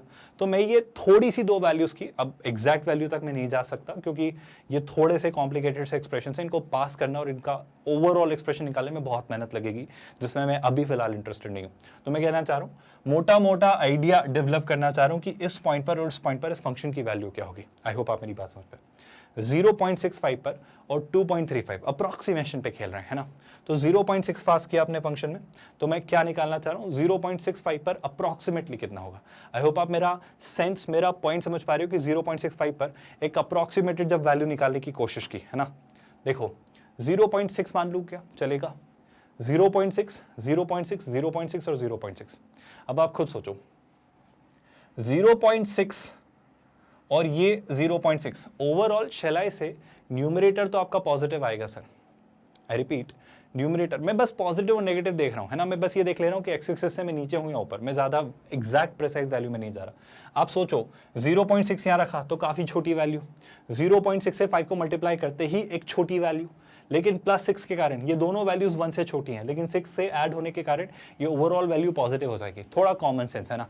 लेकिन यहां देखो 0.6 का स्क्वायर काफी छोटा 0.6 से, तो 0.6 में से 0.6 से छोटी वैल्यू सब्ट्रैक्ट करी तो ये वाला पार्ट नेगेटिव है, तो ओवरऑल ये डिनोमिनेटर नेगेटिव, तो पॉजिटिव अपॉन नेगेटिव क्या हो जाएगा, नेगेटिव। मैं आपसे कहना चाह रहा हूं कि बस एक सिंपल सी बात समझो, ये जो पॉइंट आपका आ रहा था 3 - √3/2, जो कि आप क्या कह रहे थे सर, जो कि आप कह रहे थे आपके लिए एक मैक्सिमा होगा, एक लोकल मैक्सिमा होगा। तो मैं कह रहा हूं इस पर जो वैल्यू होगी ना वो एक नेगेटिव वैल्यू होगी। अब एग्जैक्ट वैल्यू नहीं पता चल रही, तो मैं मान लेता हूं इस पर जो वैल्यू होगी वो मोटा मोटा लेस से ये रही होगी। मैंने मान लिया है ना, मैं ये नहीं कह रहा हूं यही होगी, पर यहां कहीं होगी, क्योंकि वो एक नेगेटिव वैल्यू है तो वो एक्स एक्सिस से नीचे होगी। तो इस पॉइंट पर इस कर्व की वैल्यू ही होगी, तो कर्व यहां से भी पास होगा सर, ये बनाना मत भूलना। मेरा बस एक छोटा सा जवाब और दे दीजिए, इस पर भी निकालने क्या, तो मैं इस पर भी निकाल देता हूँ। ये वैल्यू कितनी थी अप्रोक्सीमेटली, सर ये वैल्यू थी 2.3 के आसपास कुछ, बिल्कुल सही बात है। तो 2.3 जरा पास करके मैं देखने की कोशिश करता हूँ उस पर क्या आएगा। नोटिस करना 2.3 जब पास किया तो 2.3 का स्क्वायर कुछ आएगा, 2.3 × 5 कुछ आएगा। यहां पर देखो 2.3 का स्क्वायर और ये 2.3, तो ऑफ कोर्स ये डिनोमिनेटर तो पॉजिटिव है। अब सोचो आप 2.3 × 5, आप सुन रहे हो, और 2.3 का स्क्वायर और ये 6, 2 का स्क्वायर कितना होता है 4, तो 4 + 6 कितना होता है, आई होप आप समझ पा रहे हो, 4 + 6 होता है 10। लेकिन 2.3 × 5 ये थोड़ा सा अप्रोक्सीमेशन में, मतलब मैं एग्जैक्ट गेस नहीं कर पा रहा हूं, पर 0 के आसपास होगा, 0 से ऐसे थोड़ा बड़ा थोड़ा नीचे, मतलब ये तो पॉजिटिव है पर ये पॉजिटिव है नेगेटिव कुछ होगा, तो मैं ले लेता हूं थोड़ी देर के लिए, मान लो नेगेटिव। आई रिपीट, अभी फिलहाल इस बात से कुछ ज्यादा फर्क नहीं पड़ता कि वो क्या होगा, पर मैं कह रहा हूं मुझे ये अंदाजा लग रहा है कि न्यूमरेटर 0 के कुछ आसपास होगा, तो मैं ये गेस करके कह दे रहा हूं आपसे कि मान लेते हैं नेगेटिव। क्योंकि मैं ये लिबर्टी इसलिए ले रहा हूं क्योंकि यहां से थोड़ा सा कुछ हो जा रहा है, कोई ज्यादा फर्क नहीं पड़ता, बस मान लो, बस ये गैस हम कर पाए कि जीरो के ही आसपास है, थोड़ा पॉजिटिव थोड़ा नेगेटिव ये नहीं पता कर पा रहे क्योंकि बहुत प्रिसाइजली कैलकुलेट करना पड़ेगा और इतनी मेहनत करने का मेरा मन नहीं है अभी, क्योंकि इतना प्रिसाइज आपको अभी ड्रॉ भी नहीं करना है क्योंकि इससे ज्यादा कोई डेटा हमसे खास पूछा नहीं। तो मैं मान लेता हूँ कोई एक नेगेटिव वैल्यू है, मतलब 0 और 1 के बीच में एक छोटी सी, तो लेट्स से वो वैल्यू है यहाँ कहीं, तो इस पॉइंट पर जो आपको मिल रहा है वो पॉइंट है लेट्स से ये कोई सा, आप सुन रहे हो क्या, मैंने मान लिया एक छोटी सी वैल्यू है नेगेटिव में, कोई परेशानी तो नहीं है। और ऑफ कोर्स वो जो था वो पॉइंट आपका क्या था, वो आपका एक लोकल मिनिमा था। और ये बात हम जानते हैं, ऐसा जरूरी नहीं कि मैक्सिमा मिनिमा से बड़ा ही हो, मैक्सिमा अपना एक मैक्सिमा है, वो अपने नेबरहुड की सारी वैल्यू से बड़ा है, मिनिमा अपने आप में मिनिमा है, वो अपने नेबरहुड की सारी वैल्यू से छोटा है, कोई परेशानी तो नहीं है। आई होप ये क्वेश्चन कई सारे दिमाग के आपके तार खोल रहे हैं, मुझे यहाँ पे थोड़ा सा केयरफुली सोचने की जरूरत है। अब सुनो सर, जीरो के राइट हैंड साइड से आपने क्या देखा, मैं कह रहा हूं जीरो के राइट हैंड साइड से अगर मैंने फंक्शन को देखा तो सर देखो, जीरो के राइट हैंड साइड से आप माइनस इन्फिनिटी से चले आ रहे थे। सर माइनस इन्फिनिटी से चले आ रहे हो आप, है ना, ये आपका क्या है, ये आपका माइनस इन्फिनिटी है। माइनस इन्फिनिटी से जब चले आ रहे हो आप, तो इस पॉइंट पर आपने अपना मैक्सिमम अटेन किया, मतलब इससे ऊपर आप नहीं गए, तो यहां से आप चले तो ये माइनस इन्फिनिटी से आप यहां तक आए, तो ये कर्व ऐसा रहा, सुन रहे हैं आप लोग। फिर क्या हुआ, इस पॉइंट के बाद से लेकर इस पॉइंट तक आपका कर्व डिक्रीजिंग है। बस एक बात का और जवाब देना, 1 पर जब लेफ्ट हैंड साइड से गए तो क्या हुआ, सर जब आप 1 पर लेफ्ट हैंड साइड से गए तो अब वापस माइनस इन्फिनिटी पर पहुंचे। तो शेलाई से मुझे यहां पर क्या करना है, मुझे यहां पर ये देखना है कि यहां पर जब इस पॉइंट से मैंने क्या ड्रॉ किया, इस पॉइंट से मैंने अपना ये पॉइंट ड्रॉ किया, तो शेलाई से ये कर्व कुछ इस तरीके से ही जाएगा। समझना फिर से, इस पॉइंट के बाद फंक्शन डिक्रीजिंग है, इस पॉइंट के बाद अगर फंक्शन डिक्रीजिंग है और 1 तक पहुंचते पहुंचते वापस उसको माइनस इन्फिनिटी तक जाना है, तो ग्राफ इस तरीके से ही गिरेगा। क्या ये पॉइंट समझ आ रहा है कि हमने कैसे बनाया, एक अप्रोक्सीमेशन का खेल है, and I hope that data doesn't confuse you all at all. अब मैं इस वाले जोन पे आता हूं। अब एक बात, एक सिंपल सी बात बताओ, 1 से 2 के बीच क्या होगा, कैसे पता करेंगे। सर एक बात बताओ, 1 को जब आपने राइट हैंड साइड से अप्रोच किया तो क्या हुआ, ये बता दो। मैं 1 को जब राइट हैंड साइड से अप्रोच कर रहा हूं तो सर मैं कहां से आ रहा हूं, मैं अब इन्फिनिटी से आ रहा हूं। बहुत बढ़िया सर, जब आप 1 को राइट हैंड साइड से अप्रोच कर रहे हो, जब आप 1 को राइट हैंड साइड से अप्रोच कर रहे हो इस तरफ से, तो आप इन्फिनिटी से आ रहे हो, आप इन्फिनिटी से आओ। अच्छा, इन्फिनिटी से आना है, लेकिन ये बात जानते हो ना कि फंक्शन डिक्रीजिंग है तो गिर रहा है, तो इन्फिनिटी से आप आ रहे हो। 2 तक जब आओगे तो क्या होगा सर, 2 पर आप 0 को अचीव करोगे, तो इन्फिनिटी से मैं आ रहा हूं और मैं 2 पर ऐसा हो रहा हूं। आई होप आप बात जानते हो। 2 के बाद क्या हुआ, 2 के बाद भी आप चलते चले जाओ सर, तो आप फंक्शन यहाँ निकल कर आएगा कुछ इस तरीके से, मतलब ओवरऑल जो बनेगा ना वो कुछ इस तरीके से बनेगा कि ये आपका ऐसा ग्राफ बनेगा, है ना। मतलब मैं बहुत स्मूथ कर्वेचर नहीं बना पा रहा हूँ, पर आई होप मेरी ड्राइंग को थोड़ी आप लिबर्टी दीजिए ये चीज़ें समझा पाने की, क्योंकि देखो ना आप ध्यान से, ये फंक्शन डिक्रीजिंग है, कहाँ से कहाँ तक, इस पॉइंट से इस पॉइंट तक, तो ग्राफ तो गिर ही रहा है। अब देखो ना, यहाँ भी गिरा, यहाँ भी गिरा। दूसरी बात, 2 पर 0 होता है और 3 + √3/2 पर वो अपनी एक और छोटी वैल्यू। अच्छा देखो एक बात और, अब सुनना ध्यान से, मैंने इसे नेगेटिव क्यों ले लिया, यहाँ पर ही जस्टिफाई हो गया। अगर मैंने इसे थोड़ा भी पॉजिटिव लिया होता, आप समझना, तो आप 2 से ऊपर उठ जाते। मान लो मैंने इस पॉइंट को यहाँ लिया होता तो ये ग्राफ कैसे बनता है, यहाँ से आके ऐसा हो जाता। अरे सर, इस पॉइंट से इस पॉइंट के बीच में कर्व इंक्रीजिंग नहीं है, डिक्रीजिंग है, तो डेफिनेटली वो कर्व नीचे ही जाना चाहिए। लकीली वो बात हमारे लिए सही साबित हो गई जो हमने लिया था। वो आपको बात समझ आई, इस पॉइंट से आप उसको जस्टिफाई कर सकते थे, उस टाइम को स्ट्राइक नहीं किया, बट आई होप आप बात समझ पाए। अब क्या, अब 3√3/2 सॉरी 3 + √3 फिर इंक्रीज होगा, ये कर्व फिर से इंक्रीज होगा। तो ये आपका क्या है, ये क्लियर सी बात है, आपका एक लोकल मिनिमा है और इंक्रीज होगा तो ये 3 पर 0 से पास होगा, 3 पर एक्स एक्सिस को इंटरसेक्ट करेगा। अब जब 3 पर एक्स एक्सिस को इंटरसेक्ट किया, इसके बाद क्या हुआ, अब इस पर बात करते हैं। सर जब 3 पर एक्स एक्सिस इंटरसेक्ट किया तो अब मुझे बस ये देखना है कि जब आप इन्फिनिटी की तरफ जा रहे हो तो आप कैसे अप्रोच कर रहे हो 1 को। एक इंक्रीजिंग फंक्शन जब एक्स इन्फिनिटी की तरफ जा रहा है, जब एक्स इन्फिनिटी की तरफ जा रहा है तो आप कैसे अप्रोच कर रहे हो 1 को। तो एक कर्व कैसा होगा, एक इंक्रीजिंग फंक्शन जो कि कुछ इस तरीके से जाएगा। तो सच कहूँ तो जो इतनी मेहनत से हमने पूरी कहानी गढ़ी, वो ओवरऑल एक ऐसा ग्राफ बनेगा, वो ओवरऑल एक ऐसा ग्राफ बनेगा किसका, जो आपको एक एक्सप्रेशन दिया था 2 क्वाड्रेटिक का एक रैशनल बनाकर।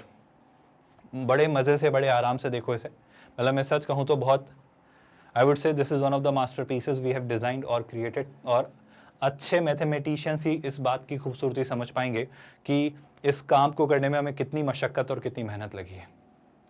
ऑफ कोर्स चीज़ें कितनी मेहनत, कितने कितने चीज़ों को हमने किया, हमने क्या क्या किया, मैं एक बार रिवाइज करवाता हूँ। हमने पहले तो ये ढूंढा जनाब कि आपका फंक्शन का डोमेन क्या है। तो उसने बोला कि सर आप x की वैल्यू 1 और 0 नहीं लोगे क्योंकि डिनोमिनेटर में थे वो।